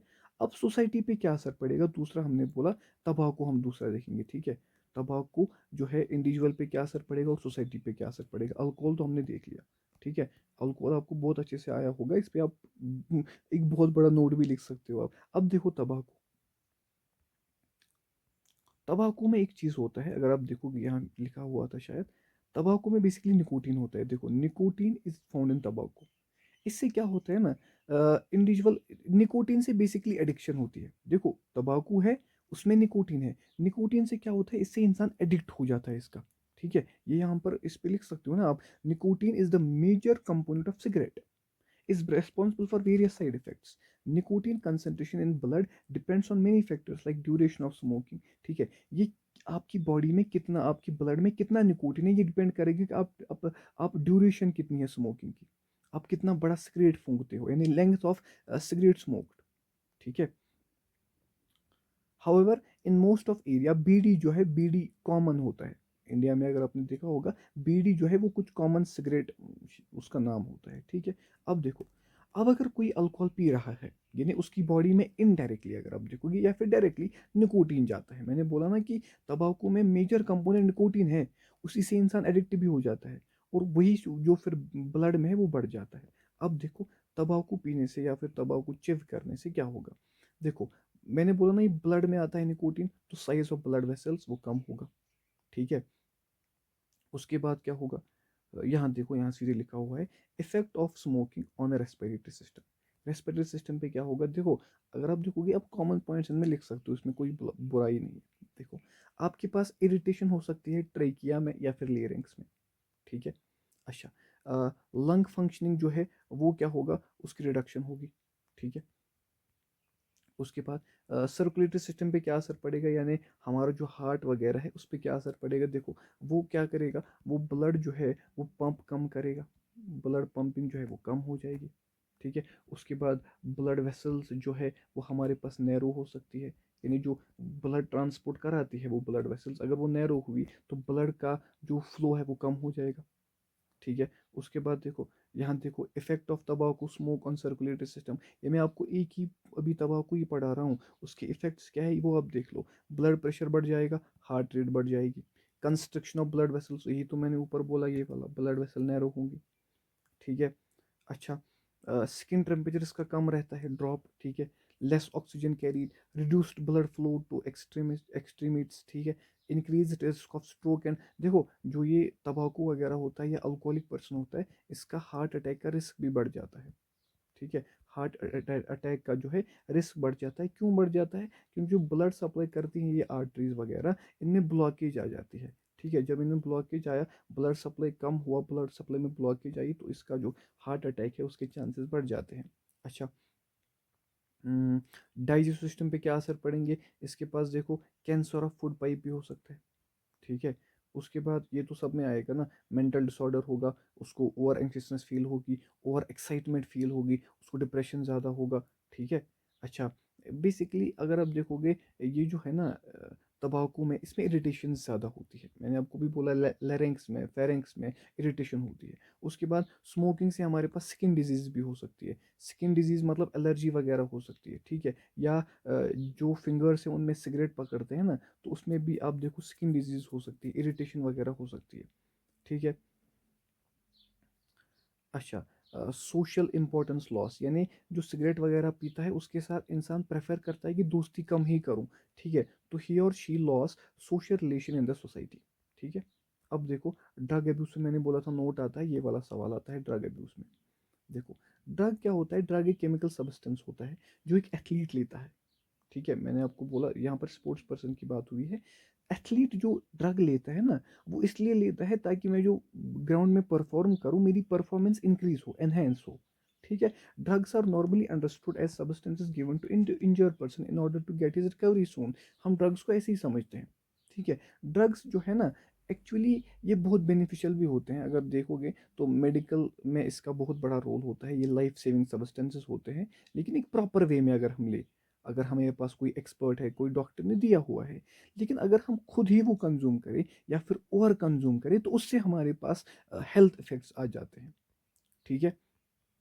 देखो, ड्रग्स के कुछ पॉजिटिव इफेक्ट्स भी हो सकते हैं, जैसे मैंने आपको बोला, डॉक्टर वगैरह प्रिस्क्राइब करते हैं तो उसके कुछ पॉजिटिव इफेक्ट्स होते हैं, उससे हम ठीक हो जाते हैं। लेकिन अगर हम मिसयूज करेंगे ड्रग्स को, वही होता है ड्रग एब्यूज। ड्रग एब्यूज का मतलब होता है मिसयूज करना इन ड्रग्स को, मिसयूज ऑफ ड्रग्स। ठीक है। अब देखो, अब हम कंबाइनली मैं आपको बताऊंगा, अगर आपको नोट आया तो आप क्या लिख सकते हो।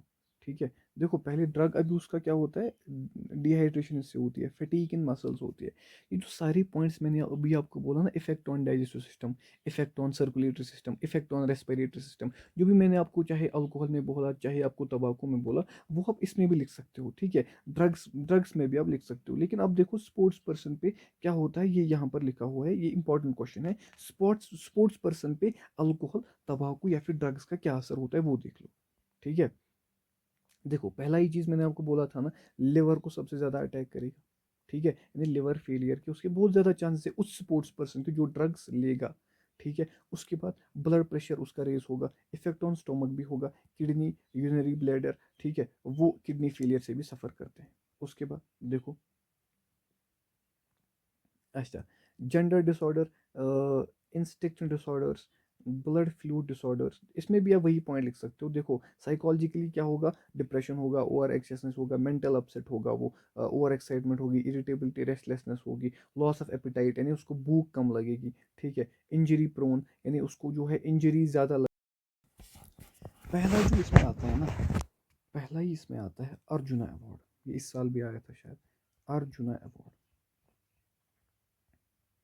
अच्छा, दूसरा जो इसमें आता है that is Dronacharya, Dronacharya award. ठीक है, उसके बाद इसमें आता है मौलाना अब्दुल कलाम आज़ाद ट्रॉफी। ठीक है, उसके बाद इसमें आता है, यहाँ पर लिख लेता हूँ मैं।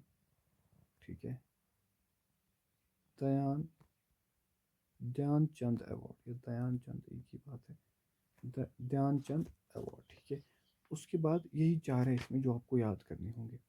देखो दयानचंद अवार्ड देते किसको है, ठीक है, ये होता है लाइफ टाइम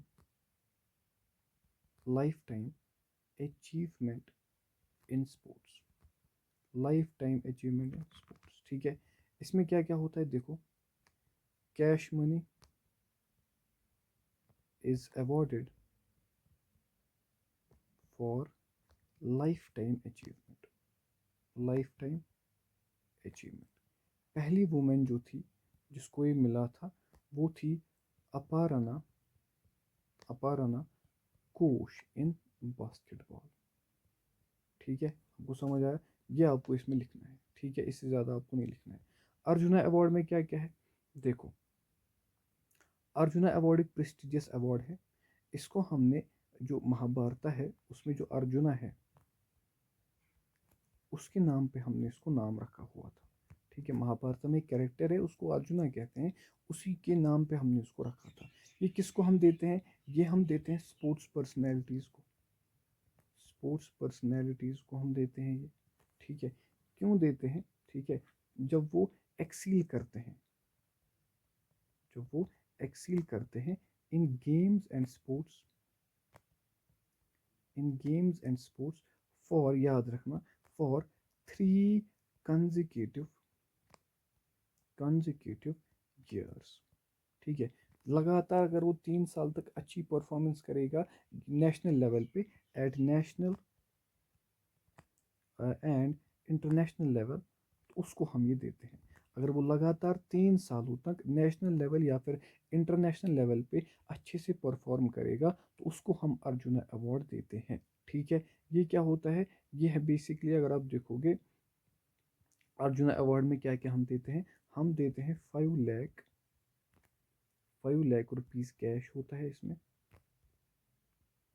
ठीक है, इसमें क्या होता है, एक स्टैचू भी देते हैं अर्जुना का, जो ये कैरेक्टर है इसका एक स्टैचू भी देते हैं। और इसमें क्या देते हैं, हम देते हैं basically scroll of honour, scroll of honour. ठीक है, ये 3 पॉइंट्स याद रखना।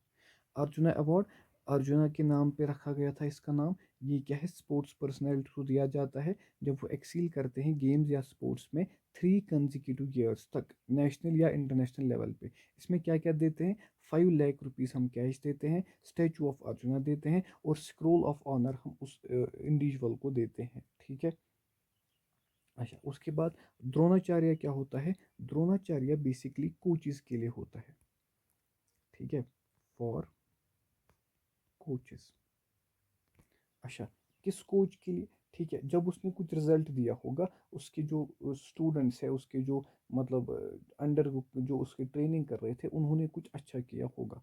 ठीक है, इसको हमने बेसिकली स्टार्ट किया था ताकि हम कोचेस की हार्ड वर्क को अप्रिशिएट कर सकें, कोचेस की हार्ड वर्क को अप्रिशिएट कर सके। ठीक है। अच्छा, इसको हमने एक गुरु के नाम पे, एक गुरु था उसका नाम था द्रोणाचार्य, उसके नाम पे हमने इसको नाम रखा द्रोणाचार्य अवार्ड। ठीक है। इसमें हम क्या क्या देते हैं, इसमें हम देते हैं 5 लाख रुपीज़, 5 लाख रुपीज़ इसमें कैश होता है, और वही स्क्रोल ऑफ ऑनर होता है, और हम देते हैं statue of Dronacharya, statue of Dronacharya. ठीक है, जो गुरु थे। ठीक है। ये किस किस ने, अगर आपसे कोई पूछेगा ये किस किस ने लिया था, तो एक कोच था डीपी आज़ाद, डीपी आज़ाद था जो क्रिकेट में था, उसको हमने ये मतलब उसको मिला था ये। ठीक है। उसके बाद अगर आप देखोगे हॉकी में राजिंदर सिंह था। ठीक है, राजिंदर सिंह हॉकी में था एक कोच, उसको भी ये मिला था। ठीक है, समझ आया। अर्जुना अवार्ड और द्रोणाचार्य अवार्ड में सेम होता है, 5 लाख रुपीज़ कैश होता है, स्टैचू होता है इसमें अर्जुना का, उसमें द्रोणाचार्य का, स्क्रोल ऑफ ऑनर दोनों में होता है। अर्जुना अवार्ड हम एक स्पोर्ट्स पर्सनैलिटी को देते हैं, ये हम एक कोच को देते हैं, एक गुरु को देते हैं, ताकि उसकी जो हार्ड वर्क है वो हम अप्रिशिएट कर सके। ठीक है। अब देखो, जो ये मौलाना अब्दुल कलाम ट्रॉफी है ना, ये हम एक यूनिवर्सिटी को देते हैं, ये हम एक यूनिवर्सिटी को देते हैं। ठीक है, यूनिवर्सिटी को देते हैं for best all around, for best all around performance. ठीक है, एक यूनिवर्सिटी जिसने एक बेस्ट ऑल अराउंड परफॉर्मेंस दी होती है, इसमें हम क्या देते हैं, उसको एक ट्रॉफी देते हैं, उसके साथ साथ उसको कुछ कैश प्राइज भी देते हैं। ठीक है। अच्छा, तो ये हम in the memory of, in the memory of मौलाना अब्दुल कलाम आज़ाद होती है। ठीक है, अब्दुल कलाम आज़ाद, ये मैं शॉर्ट में लिख रहा हूँ, मौलाना अब्दुल कलाम आज़ाद। ठीक है। अच्छा, इसमें एक एग्जांपल लिख सकते हो, गुरु नानक, गुरु नानक देव यूनिवर्सिटी को ये मिला हुआ था। ठीक है, for the highest number of, यानी 14 बार उसको मिला हुआ था। ठीक है, जब से इसका नुज़ूल हुआ तब से गुरु नानक देव यूनिवर्सिटी को 14 टाइम्स ये मिला हुआ है। तो ये 4 अवार्ड्स अब ध्यान में रखना, इसमें कैश प्राइजेस क्या होते हैं, कौन किसको दिया दिया जाता है। देखो, दानाचंद अवार्ड किसको देता है, जब कोई लाइफ टाइम अचीवमेंट स्पोर्ट्स में करता है। ठीक है, उसको हम कैश मनी देते हैं, इसमें शायद स्पेसिफाई नहीं है कितना देते हैं, फिर भी आप देख लो, cash money is awarded for life time achievement. Women's, जो वुमेन थी, जो पहली वुमेन थी, फर्स्ट वुमेन, वो कौन थी, दैट वाज अपारना घोष, उसमें किसमें मिला था, बास्केटबॉल में। उसके बाद अर्जुना अवार्ड किसको देते हैं, किसी स्पोर्ट्स पर्सनैलिटी को देते हैं।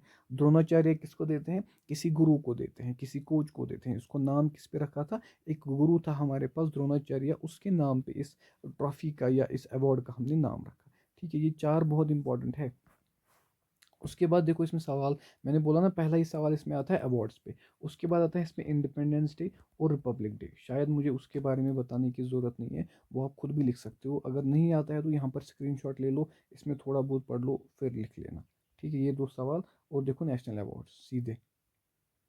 ठीक है, अर्जुना अवार्ड ये हमने किया। ठीक है, highest national recognition given to sports person for their contribution in the field, this award. ठीक है, यहाँ पर लिखा हुआ है ना, it includes a great honour, cash prize of 5 lakh, ये सब कुछ लिखा हुआ है इसमें। ठीक है। अच्छा, उसके बाद देखो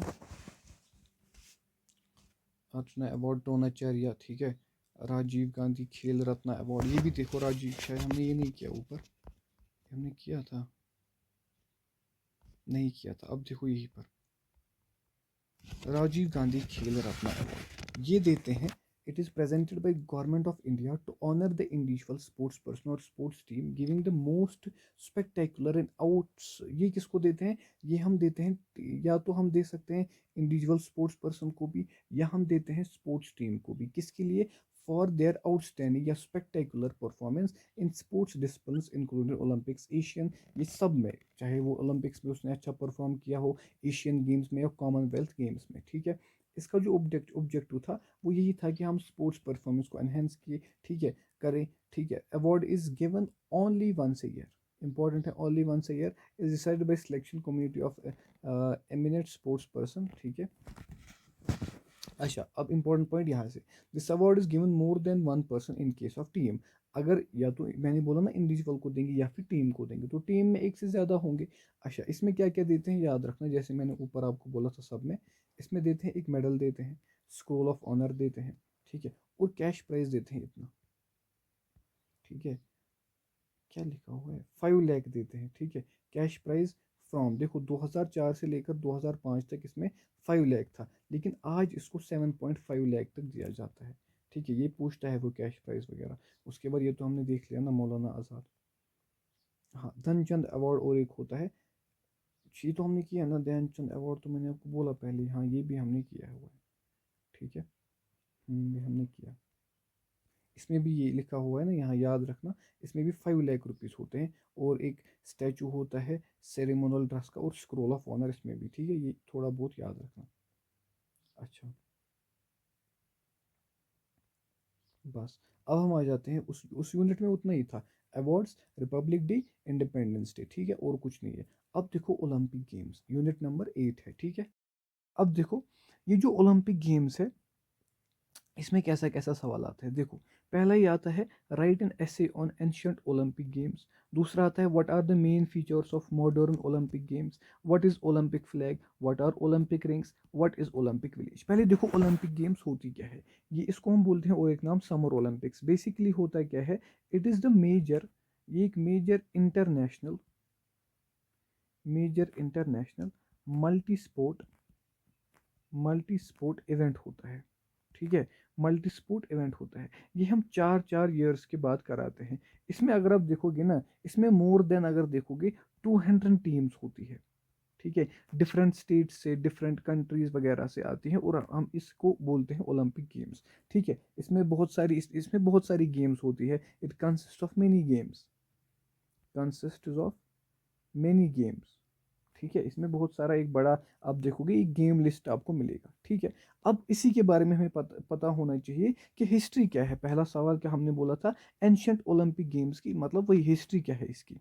देखो हम इसका एग्जैक्ट ओरिजिन नहीं बता सकते हैं, बट हम ऐसा कुछ कहते हैं कि first recorded ancient Olympic games took place at Olympia. Olympic games आपको पता है क्या है, it's a major international multi sport unit, जो 4 4 साल बाद कराया जाता है। इसमें मोर देन 200 टीम्स होती है। अच्छा, इसमें बहुत सारी गेम्स होती है। हम इसका एग्जैक्ट ओरिजिन ट्रेस नहीं कर पा रहे हैं, लेकिन first recorded ancient Olympic game जो है वो ओलंपिया में हुई थी। कब हुई थी? 1776 बीसी में, ठीक है। उसके बाद देखो, बेसिकली अगर आप देखोगे, हमें पहले पहले ये लगता था कि हम क्या करते थे, अगर आप देखोगे यहाँ पर लिखा हुआ है, ये जो गेम्स है ना, आप ऐसे लिख सकते हो, in ancient times the games formed a part of, पहले हम ये जो गेम्स है, ये हम एक पार्ट ऑफ फेस्टिवल मानते थे, पार्ट ऑफ रिलीजियस फेस्टिवल। अच्छा, dedicated to dedicated to god ZEUS, ठीक है। हम पहले यही मानते थे, यहाँ पर भी लिखा हुआ है, originally the game Olympic games were a sort of religion festival held in the honour of Greek god Zeus, ठीक है। Olympics are said to have derived their name from Olympia, यानी इनका जो नाम डिराइव हुआ है वो ओलंपिया से हुआ है। The sacred valley of ills Olympic was very famous for that beautiful building, यानी वो फेमस इसीलिए था, ठीक है। उसके बाद देखो, हाँ देखो, यही यही है कि फिर से यहाँ पर लिखा हुआ है, Olympic games held in the honour of god Zeus the winner of the ancient Olympic, हाँ ये लिख लेना आप, were awarded with olive branch in the form of wreath women are not allowed to participate in the game, married women are not even permitted to watch the contest। ये आप लिख सकते हो, ये जो होता था पहले ज़माने में, ठीक है। अब देखो programme of the game. First day the athlete assembled before the altar of Zeus and swear that they held observed the rules of the game। पहले उनको रूल्स सिखाए जाते थे। Thereafter they enter in the context heat and ties finalized, ठीक है। उसके बाद दूसरे दिन क्या होता था, दूसरे दिन ये होता था, तीसरे दिन ये होता था, चौथे दिन ये होता था और पांचवें दिन ये होता था, यानी ये एक 5-6 दिन ये गेम चलती है, ठीक है। उसके बाद देखो ए पिग वॉज ए पिग, शायद ये पिग होगा यहाँ पर। A pig was sacrificed to god Zeus। The ancient games continued until इतना, देखो यहाँ तक कहाँ कहाँ स्टार्ट कब हुई थी, स्टार्ट हमारे पास हुई थी 1776 बीसी में। तो कब तक चली है, कहाँ कहाँ तक चली एंशियंट गेम्स, 393 एडी तक ही चली, ठीक है। When they were abolished by Romans, यानी जब उनको हराया गया रोमन्स की तरफ से, हु हैड कंक्रोड ग्रीस, फिर उन्होंने ग्रीस को क्या किया, रोमन्स ने उस पर जो कब्जा किया। The world then had to wait over 1500 years to celebrate the Olympic games once more, यानी 15 सालों तक इस ओलंपिक गेम्स पे एक ब्रेक लग गई फिर, ठीक है। जो कि in the honour of gods वैसा मनाते थे। उसमें क्या क्या होता था, पहले दिन क्या होता था, सेकंड दिन, थर्ड दिन, फोर्थ दिन, फिफ्थ दिन, ठीक है। ये मैंने आपको सब बताया, यही था एंशियंट ओलंपिक्स। अब देखो आज का, इस पे भी सवाल आता है, मॉडर्न ओलंपिक्स। मॉडर्न ओलंपिक्स क्या है, before the revival of modern Olympic games the educational and other dignitaries of the developed countries are extended its contribution towards the international community, यानी अभी इंटरनेशनल लेवल पे कराया जाता है। The 18th century brought it in turn the age of season। अब देखो, however for the first 1500 year the Olympic Games remained in state of oblivion। the credit for the revival of the Olympic Games goes to French noble, यानी French Nobel ने इसको फिर से क्या किया, इस गेम्स को फिर से रिवाइव किया, ठीक है। अच्छा, अब क्या हुआ फिर, यहाँ से देखो आप, यहाँ से the first modern Olympic progress। The total number of athlete participants were 311 in 9 events and 13 national participants in the first modern Olympic। ये आप यहाँ से याद रख सकते हो। अच्छा, उसके बाद क्या है, उसके बाद देखो 2004 में क्या हुआ, समर ओलंपिक में 11,100 कंपिटिटर्स थे फ्रॉम 202 कंट्रीज। मैंने आपको बोला ना, मल्टी मल्टी कंट्रीज उसमें आ जाते हैं। इन 4 इवेंट्स पार्टिसिपेंट्स थे, ठीक है।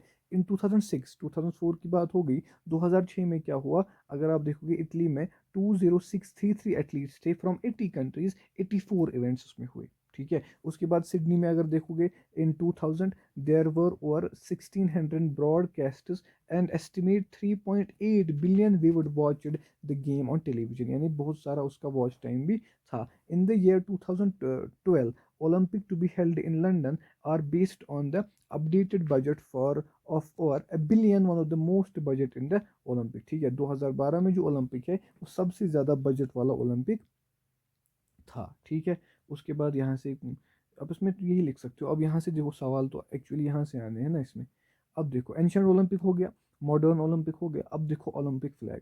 ओलंपिक फ्लैग को यहाँ से लिखो आप, Olympic flag was created and designed by Pierre de Coubertin, ठीक है। कब बनाया था, 1913 में। It was first displayed as Olympic, it was first display the Olympic Congress in 1914। It was first hosted in 1920 Antwerp Olympic। The flag is designed with milky black, यहाँ से सवाल आता है। The flag is designed with milky black texture, ठीक है, milky black texture with 5 interlinked of rings of different colours, ठीक है। White colour signify क्या करता है, signifies the peace, sincerity and purity of spirit, ठीक है। यानी इसका जो कलर होता है वो क्या होता है, वो मिल्की ब्लैक होता है, मिल्की ब्लैक टेक्सचर इसका होता है। ओलंपिक फ्लैग में आपको इतना ही याद रखना है। अब देखो, इसमें जो रिंग्स होती है, इसमें यहाँ पर लिखा था ना, देखो यहाँ पर लिखा था कि 5 इंटरलिंक्ड ऑफ रिंग्स, यानी इसमें रिंग्स होती है, 5 रिंग्स इसमें इंटरलिंक्ड होती है। वो क्या सिंबलाइज करते हैं, rings symbolise the union of 5 continents, यानी जो 5 कंटिनेंट है उनका यूनियन वो रिंग्स दिखाती है। ये भी आप इसमें लिख सकते हो, ठीक है। अब देखो कौन कौन सा, ब्लू वाला अमेरिका के लिए, yellow for Asia, black for African, green for European and red for Australian. अब देखो ओलंपिक मोटो क्या है, ये आपको नहीं करना है। ओलंपिक अवार्ड्स भी आपको नहीं करना है। ओलंपिक फ्ले नहीं, ओलंपिक विलेज देखो, ये देखो, the international Olympic community IOC decides the history village of every Olympic games, यानी वो उसमें डिसाइड करते हैं कि हमारे पास जो है हिस्ट्री विलेज कौन सी बनेगी। Olympic games are officially awarded to Olympic village, not to any country और स्टेट। यानी ये हम किसी कंट्री या फिर स्टेट को नहीं करते हैं, ये हम ओलंपिक विलेज को ही करते हैं ये award. Frequently an Olympic village is built within a Olympic park elsewhere in a host city. Olympic villages are built to house all participating athletes as well as official athletic trainers and other staff। ठीक है, समझ आया।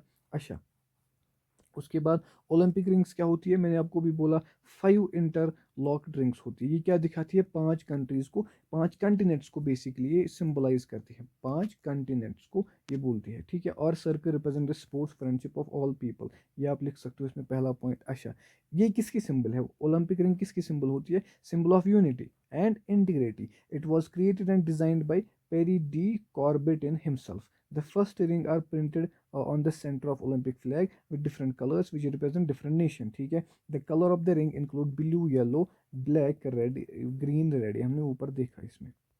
ठीक है, अच्छा, उसके बाद आप देखो these colors are symbol of union of 5 continents, ये भी आप इसमें पॉइंट लिख सकते हो अगर ओलंपिक रिंग पे एक शॉर्ट नोट आया। ठीक है, उसके बाद ये आपको नहीं देखना है। तो यहाँ पर आप देखो मैंने आपको कौन कौन सा क्वेश्चन बोला था, देखो एशियन एंशिएंट ओलंपिक, हाँ। मेन फीचर ऑफ मॉडर्न, हाँ वो भी हमने देखा, वो 2000 में क्या हुआ था, 2004 में क्या हुआ था। ओलंपिक फ्लैग क्या होता है देख लिया, ओलंपिक रिंग क्या होता है देख लिया, ओलंपिक विलेज भी हमने देख लिया। अब देखो जो हमारे पास अगला वाला चैप्टर है वो क्या है, ये थोड़ा सा ड्राई चैप्टर है। ठीक है, इसमें आपको याद भी रखना पड़ेगा थोड़ा बहुत, ये नोट्स भी आप पढ़ लेना तो आपको समझ में आ जाएगा। बाकी क्वेश्चंस तो मैंने कवर कर दिए।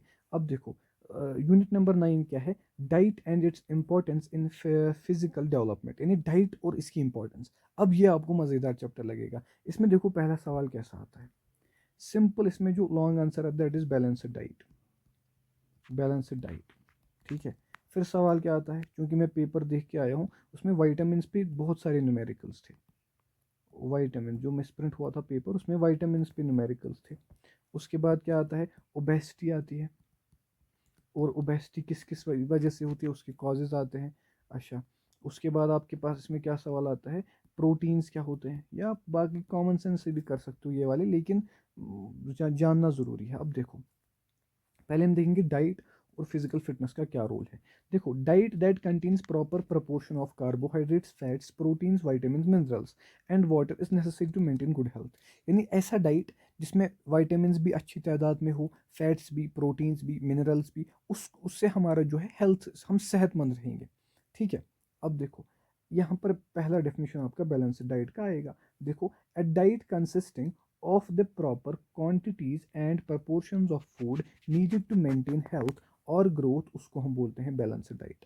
बैलेंस्ड डाइट क्या होता है, एक ऐसा ग़िज़ा जिसमें हमारे पास अच्छी क्वांटिटी में वाइटामिन हो, प्रोटीन्स हो, मिनरल्स हो, फैट्स हो, कार्बोहाइड्रेट्स हो, उसी को, मतलब वो जो डाइट है जो हमारी फिर हेल्थ भी मेंटेन करेगा और ग्रोथ में भी हमारे पास मदद करेगा, उसी डाइट को हम कहते हैं बैलेंस्ड डाइट। ठीक है, उसी डाइट को हम क्या कहते हैं, नाम बैलेंस्ड डाइट। ठीक है, हाँ। अब देखो दूसरा वाला सवाल, ओबेसिटी। ओबेसिटी क्या होता है, ओबेसिटी और फैट, देखो यहाँ पर लिखा हुआ है, देखो ओबेसिटी और fat occur due to abnormal growth adipose tissue. यानी ओबेसिटी का मतलब होता है फैट, ओबेसिटी का मतलब वो, मतलब फैट हो जाना बॉडी में। ठीक है, tissue in which fat is store. यानी ओबेसिटी अगर आपको डेफिनेशन आई, ओबेसिटी इज, मतलब वो एक ऐसा एबनॉर्मल ग्रोथ होता है एडिपोज टिश्यू का। Obesity is the abnormal growth of adipose tissue in the body in which fat is store, जिसमें फैट स्टोर होता है। ठीक है, बेसिकली आप देखो ये जो एडिपोज टिश्यू है इसमें फैट स्टोर होता है। तो अब यही एडिपोज टिश्यू अगर बढ़ गया, इसमें फैट है ना, तो आपकी बॉडी में अल्टीमेटली फैट बढ़ जाएगा। अब देखो यहाँ पर लिखा हुआ है, obesity is a condition where a person has accumulated so much body fat, यानी उसकी बॉडी में बहुत ज़्यादा फैट आएगा, that it might have a negative effect on his health. तो वो जो मोटा होगा तो उसकी वजह से उसकी हेल्थ पे भी एक बुरा असर पड़ेगा। देखो, if a person body weight is at least 20% higher than it should be, यानी नॉर्मल से अगर उसका 20% भी बढ़ गया तो उसको हम कहेंगे ओबेस, यानी उसको ओबेसिटी हुई है। ठीक है, अच्छा, उसके बाद देखो, in the modern time each and every individual is suffering from obesity, यानी आज हर एक ओबेसिटी से मतलब सफ़र कर रहा है। ये एक ओबेसिटी क्या है, ओबेसिटी एक कम्प्लेक्स डिसऑर्डर है जिसमें excessive amount of body fat होता है। ये भी आप पॉइंट ऐड कर सकते हो अगर ओबेसिटी पे आ गया, ठीक है, ये मैंने यहाँ से पढ़ा था। उसके बाद देखो, it becomes the health problems, यानी ये एक हेल्थ प्रॉब्लम है। The problem is not only in India, ये इंडिया में ही नहीं है लेकिन अदर पार्ट्स ऑफ कंट्रीज, यानी ये वर्ल्ड वाइड अभी ये प्रॉब्लम है, ठीक है। ये ओबेसिटी पे नोट आ गया। अच्छा, यहाँ से भी आप एक लाइन लिख सकते हो कि यहाँ से देखो, obesity invites disability disease and premature death, यानी ओबेसिटी से क्या होता है, हमारे पास डिसेबिलिटी भी आती है, कुछ डिजीजेस का लगना भी हमारे पास होता है, या प्रीमेच्योर डेथ यानी वो भी हो सकती है इसमें, ठीक है। और लिख सकते हो और एक point, obesity is universal but most common in north America, Australia and Europe, ठीक है। उसके बाद देखो सम ऑफ द इफेक्ट्स, अब ओबेसिटी से हमारे पास क्या क्या होगा, डायबिटीज़ होगा यानी शुगर होगा, गाल ब्लेडर की डिजीज़ होगी, हमारे पास एबनॉर्मल हर्निया होगा, ठीक है, osteoarthritis of the knee and hips होगा, उसके बाद लोअर फर्टिलिटी अमंग वुमेन होगी, ठीक है, उसके बाद रेस्पिरेटरी सिस्टम जो है उसका भी डिसऑर्डर होगा। अब सवाल आता है सिम्टम्स क्या है, हमें कैसे पता चलेगा कि हमारे पास ओबेसिटी बॉडी में हुआ है। Obesity is diagnosed when your body mass index यानी BMI, बॉडी मास इंडेक्स, वो 30% होगा या फिर 30% से ज़्यादा होगा। 30% या फिर 30% से ज़्यादा जब BMI होगा, बॉडी मास इंडेक्स होगा, हम कहेंगे हमारी बॉडी में हम ओबेस हो गए हैं, हमारे पास ओबेसिटी हो गई है, ठीक है। अच्छा, अब उसको कैलकुलेट कैसे करते हैं BMI को, ये आपको याद नहीं रखना है, बस यहाँ पर पढ़ लो, dividing your body weight in kilogram, जो आपका वेट है उसको केजीज में ले लो, डिवाइड बाई उसको करो अपनी हाइट जो आपकी है वो किस में लेनी है, your height in metre square, यानी मीटर स्क्वायर में आपको अपनी हाइट लेनी है, उससे आपको समझ आएगा बॉडी मास इंडेक्स कितना है। देखो, अब अगर वो 30% से ज़्यादा हुआ तो आप क्या कहोगे, मुझे ओबेसिटी हो गई है, ये इसका सिम्टम है। आपको इतना नहीं लिखना है, आपको सिंपल लिखना है कि डायग्नोज व्हेन BMI जो है 30% या फिर उससे ज़्यादा होता है, ये इसका एक सिम्टम है, ठीक है।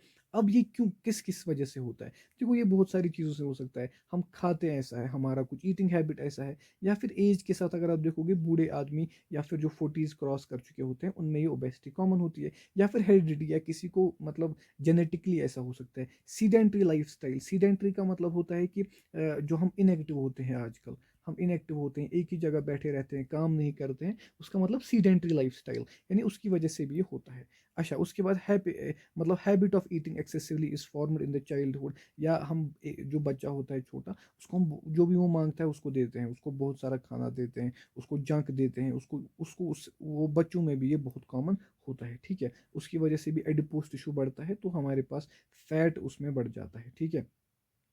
अच्छा, habits die very hard and by the time we think of reversing the process of great damage already done, हम फिर चाहते हैं कि हम इसको रिवर्स करें इस प्रोसेस को, लेकिन डैमेज हैज़ बीन डन, ठीक है।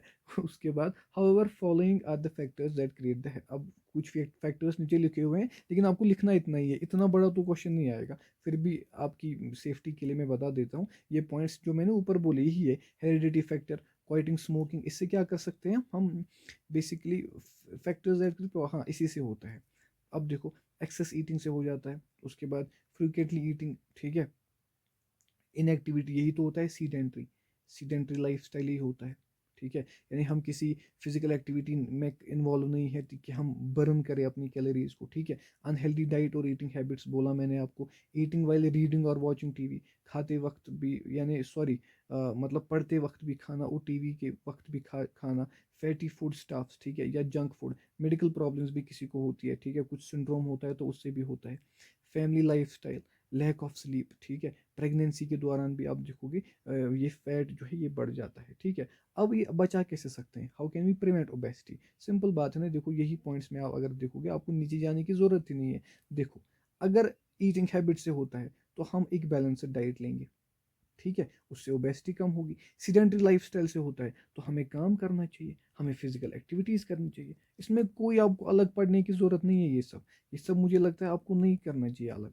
ईटिंग ब्रेकफास्ट एवरी डे, ये तो आपको पता है ना, हाई फाइबर फूड्स खाओ, फैटी फूड्स अवॉइड करो, जंक फूड अवॉइड करो, खुद लिख सकते हो, इसमें कौन सी बड़ी बात है।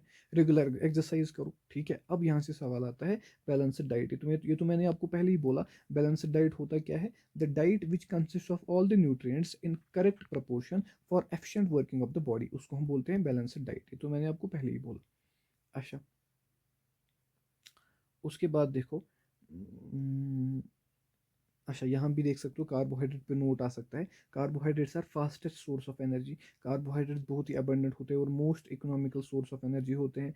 These are the compounds of carbon, hydrogen, oxygen. ठीक है, प्राइमरी फंक्शन क्या है कार्बोहाइड्रेट की, ये हमें एनर्जी देता है। ठीक है, और for the body and nervous system उसको एनर्जी देता है। अब कार्बोहाइड्रेट को हम कहाँ कहाँ से ला सकते हैं? ब्रेड से, पिज़्ज़ा खाओ उससे उसमें भी होता है, या शुगर केन, या फिर बीट, पोटैटो, जैम, राइस, इससे ये कार्बोहाइड्रेट हम कर सकते हैं हासिल। ठीक है, उसके बाद ये भी आपको नहीं करना है, फैट्स वगैरह भी नहीं। प्रोटीन्स देखो थोड़ा बहुत, proteins are considered basic structural material of the body. Proteins basically क्या होते हैं, कम्प्लेक्स होते हैं कार्बोहाइड्रेट से, यानी कार्बोहाइड्रेट सिंपल शुगर्स होते हैं लेकिन ये कम्प्लेक्स होते हैं। ठीक है, उसके बाद प्रोटीन्स क्या करते हैं, ये आपको पता होगा, प्रोटीन्स अमीनो एसिड्स की एक चेन होती है, यानी प्रोटीन्स अमीनो एसिड्स का ही, अमीनो एसिड्स जो मिलते हैं ना एक साथ, 5-6 अमीनो एसिड्स मिल गए तो उन्होंने एक बड़ा सा स्ट्रक्चर बनाया, उसको हम कहते हैं प्रोटीन। ठीक है, प्रोटीन किस में मदद करता है? डाइजेशन ऑफ फूड में। एमाइलेस, लाइपेस, पेप्सिन, ट्राइप्सिन, आपने डाइजेशन एंड एब्जॉर्प्शन पढ़ा होगा 11th में, उसमें सारे आपको दिया हुआ है। ठीक है, अच्छा यहाँ से देखो, मैंने बोला ना विटामिन से बहुत सवाल आए थे, आपको ये जानना है। देखो पहले हम विटामिन ए की बात करते हैं। देखो विटामिन ए किसके लिए ज़रूरी है? आईसाइट के लिए, नॉर्मल एपिथीलिया ऑफ स्किन के लिए। ठीक है, उसको क्या बोलते हैं, केमिकल नेम रैशनल बोलते हैं। ठीक है, due to lack of vitamin A इससे क्या हो सकता है, नाइट ब्लाइंडनेस हो सकती है। ये पॉइंट्स विटामिन ए में कर लो, काफ़ी है। उसके बाद विटामिन बी को नाम क्या बोलते हैं, थायमीन बोलते हैं। अगर इसकी डेफिशिएंसी हुई क्या होगी, बेरी बेरी होगी। अगर विटामिन बी टू आया तो उसका नाम है राइबोफ्लेविन। अगर इसकी डेफिशिएंसी हुई तो क्या होगा, क्लियोसिस होगा। विटामिन बी थ्री क्या बोलते हैं, नियासिन बोलते हैं। अगर डेफिशिएंसी हुई तो पेलेग्रा होगा। उसके बाद विटामिन बी फाइव को क्या बोलते हैं हम नाम, अच्छा इसने केमिकल नाम नहीं दिया है शायद, नहीं दिया है। अब देखो केमिकल नेम ऑफ वाइट नहीं दिया है यहाँ पर, विटामिन बी फाइव, हाँ ये नहीं दिया हुआ है। उसके बाद विटामिन बी सिक्स देखो, पायरोडॉक्सिन उसको बोलते हैं। अगर आपको ये याद नहीं है ना अभी, कोई बात नहीं, मैं आपको इसमें एमसीक्यू सेशन में सारे कराऊंगा विटामिन के सवाल। ठीक है, अच्छा हो गया ये वाला भी। इसमें देखो पहले हमने सारे क्वेश्चंस कवर किए कि नहीं। देखो हमने बैलेंस डाइट किया, हमने वाइटामिन किए, वाइटामिन सिंपली हमने किया ना, ओबेसिटी हमने किया, उसके कॉजेज हमने किए, प्रोटीन्स हमने किए, हमने और एक किया यहाँ पर, हमने कार्बोहाइड्रेट भी किया थोड़ा बहुत। ठीक है, उसके बारे में हमने जाना, अगर सवाल आया तो आया। अब देखो लास्ट वाला जो हमारा यूनिट बचता है इसमें, यूनिट नंबर 10। ठीक है, पहला ही सवाल अगर मैं बोलूँ ना आपको, देखो इसमें पहला ही सवाल आता है, स्प्रेन और स्ट्रेन में हमें डिफरेंस बताओ। ये क्वेश्चन नंबर 1। ठीक है, उसके बाद क्वेश्चन नंबर 2। ठीक है, क्वेश्चन नंबर 2 आता है व्हाट इज डिसलोकेशन। ये भी अगर मैं बोलूँ आपको, ये भी आया था उस पेपर में, जो गलत हुआ था, मिसप्रिंट हुआ था बेसिकली। ठीक है, उसके बाद question number 3 what is fracture. उसके नंबर 4 आता है व्हाट इज मसल पुल। ठीक है, व्हाट इज मसल पुल। अब देखो पहला ही आपको स्पोर्ट्स इंजरीज, ये इसी में, इसमें हमें बेसिकली स्पोर्ट्स इंजरीज पढ़नी है। ठीक है, कॉमन स्पोर्ट्स इंजरीज पढ़नी है और उनका फर्स्ट एड क्या लगता है। ठीक है, रिहेबिलिटेशन उसको बोलते हैं। अब देखो यहाँ से इंजरी क्या होता है, इंजरी होता है फिजिकल हार्म, जो हमें दिखता है फिजिकली, जो हमें हार्म लगता है ऑफ लिविंग बीइंग, उसको इंजरी कहते हैं। डेफिनेशन ये मतलब पता होगा ना, इसमें क्या बड़ी बात है। देखो यहाँ से मैं आपको बताऊंगा।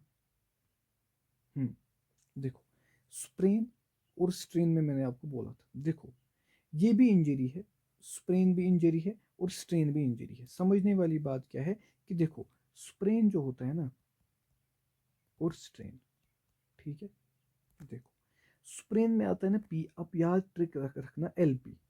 ठीक है, यानी L for ligament, P for sprain का पी, यानी इसमें लिगामेंट जो होते हैं वो इंजर्ड होते हैं, उनकी इंजरी होती है। ठीक है, अब स्ट्रेन में क्या होता है, स्ट्रेन में अगर आप देखोगे इसमें मसल्स या फिर टेंडॉन्स की ये होती है। याद रखना आप, लिगामेंट वाला स्प्रेन में ही आएगा। अब देखो sprain fracture, in this type of sprain there is a wide separation of ligament sense and the fragment of bones which the ligament is attached. Simple आपको याद रखना है, it is the injury of sprain is the injury of ligaments and strain is the injury of muscles and tendons. ठीक है, ये एक सवाल। अच्छा, ठीक है, ये वाला देखो। अब देखो यहाँ से एक सवाल पूछता है आपसे कि राइस की डेफिनेशन क्या है। ठीक है, रेस्ट आइस कंप्रेशन एलिवेशन, ये आपसे पूछता है। आपसे पूछता है फुल फॉर्म ऑफ राइस, या राइसर भी आपसे पूछेगा। रेस्ट आइस कंप्रेशन एलिवेशन, ठीक है। ये क्या है, ये स्ट्रेन की ट्रीटमेंट है। ये क्या है, ये एक ट्रीटमेंट है ऑफ स्ट्रेन। अगर किसी को स्ट्रेन हुआ, उसको क्या बोलेंगे, रेस्ट करो, इस पे आइस लगाओ, इसको कंप्रेशन करो, इसको एलिवेशन करो, फिर इसको रेफर करो। ये आपको राइस पूछता है वो, ठीक है। उस यहाँ से भी पूछ सकते हैं ना, फिर टू टाइप्स भी पूछ सकता है। Talk to yourself, observation, touch the injured part, active, passive, skill. मगर ये ज़्यादा पूछता है राइस वाला, ठीक है।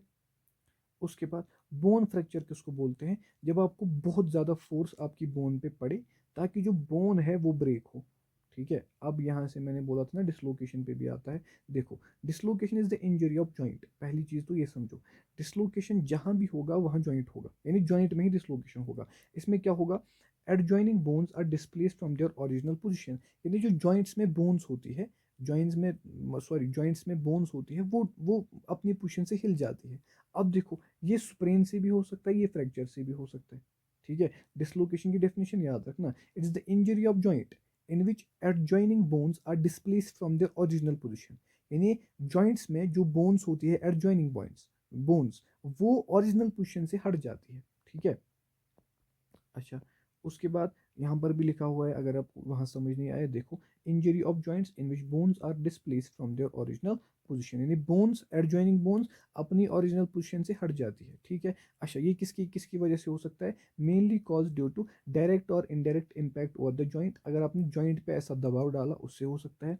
अच्छा, ये सिंपल भी हो सकता है, फ्रैक्चर डिसलोकेशन भी हो सकता है, फ्रैक्चर से भी हो सकता है, ठीक है। अच्छा, ये किस किस में कॉमन है, ये थ्रोइंग वगैरह में कॉमन है, थ्रोइंग एंड जंपिंग इवेंट्स में ये कॉमन है। इसको कैसे प्रिवेंट कराया जा सकता है, आप अपनी मसल्स को स्ट्रेंथन करो, ठीक है, उन पे वर्क करो, प्रॉपर वार्म अप करो खेलने से पहले, या रेंज ऑफ जॉइंट्स जो है उन पे कंट्रोल करो, ठीक है। उसके बाद देखो, ये एक टाइप होता है shoulder dislocation. Shoulder dislocation simple है, शोल्डर जॉइंट में होगा, ठीक है। और कोई डिसलोकेशन होगा, नाम से ही पता चलेगा, अगर शोल्डर है आगे, यानी शोल्डर में डिसलोकेशन होगी।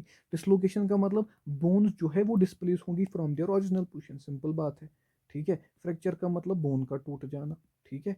यही इसमें सवाल है। देखो, स्प्रेन स्ट्रेन में आपको डिफरेंस बता दी, डिसलोकेशन बता दिया, फ्रैक्चर बता दिया। अच्छा, इसमें एक सवाल रह गया ना, अब एक सवाल क्या रहा कि व्हाट इज मसल पुल, ठीक है। व्हाट इज मसल पुल, देखो, मसल पुल, यहाँ पर मैं एक सवाल तो बच गया ना। देखो, मसल पुल या फिर इसको क्रैम्प बोलते हैं, ठीक है। ये ज़्यादातर एथलीट्स में होता है। ये क्या होता है, ये बेसिकली होता है sudden involuntary sudden involuntary contraction of one और सीवियर मसल्स। यानी अचानक से हमारी मसल जो है ना, वो अचानक से कंट्रैक्ट करती है। इनवॉलेंट्री मतलब हमारे कंट्रोल में नहीं होता है, वो अचानक से जो है वो कंट्रैक्ट करती है, ठीक है। इससे क्या हो सकता है, ये क्रॉनिक भी हो सकता है, यानी ये बहुत देर तक भी चल सकता है। अब क्या होगा, इससे होता है बेसिकली पेनफुल होता है ये क्या होता है, ये जो सडन कंट्रैक्शन होता है ये पेनफुल होता है, इसी को बोलते हैं क्रैम्प या फिर मसल पुल, इसी को बोलते हैं। अच्छा, ये बेसिकली अगर आप देखोगे ना, इससे क्या होगा, ये स्विमर्स वगैरह में हो सकता है, तो इससे क्या होगा, इससे एबनॉर्मेलिटी फिर पैदा होती है। एबनॉर्मेलिटी एक इंसान में, उसकी जो एक्सरसाइज रिलेटेड चेंजेस है उसमें, यानी मसल केमिस्ट्री जो उसकी होती है, जो उसकी मसल केमिस्ट्री होती है इंसान के अंदर, वो खराब हो जाती है। अब उसको कैसे प्रिवेंट कर सकते हैं, आप कुछ प्रोटेक्टिव गियर लगाओ पहले, ठीक है, फिर आपको नहीं होगा ऐसा। आप वार्म अप करो पार्टिसिपेशन से पहले, ठीक है, या आप प्रॉपर कंडीशनिंग पहले अपनी कराओ, एक्सरसाइज करा के आओ, ठीक है। ये सिंपल है। लास्ट वाला सवाल भी देखो, इसमें मैंने एक यूनिट छोड़ा हुआ है, गेम्स वगैरह जो मेजर गेम्स है ना, वो मैंने छोड़ा हुआ है। क्यों, क्योंकि उसमें देखो सिंपल आता है, बैडमिंटन आता है, खो खो आता है। आप यूट्यूब पे थोड़ा बहुत उसका देख लेना कि गेम्स खेलते कैसे हैं, बाकी वो सवाल अगर आप याद भी करोगे ना, वो तो बनेंगे नहीं आपसे, क्योंकि उसका डेटा बहुत ज़्यादा है। तो बेहतर है कि आप ये 9 चैप्टर पहले पकड़ लो, फिर उस पे अगर आप बोलोगे मैं उस पे भी वीडियो बना दूँगा, लेकिन उसमें मुझे लगता है आप कुछ क्वेश्चंस देखो, उन पे आप अच्छी कमांड रखो और उसका बेसिक नॉलेज आपको पता होना चाहिए, खो-खो में कितने प्लेयर्स हैं, खेलते कैसे हैं। बाकी तो आपको आपको पता है वो बहुत ही ड्राई चैप्टर है बेसिकली, ठीक है? आप ये तैयार करो, ये 9 चैप्टर्स बहुत ईज़ी है, ठीक है? Thank you so much.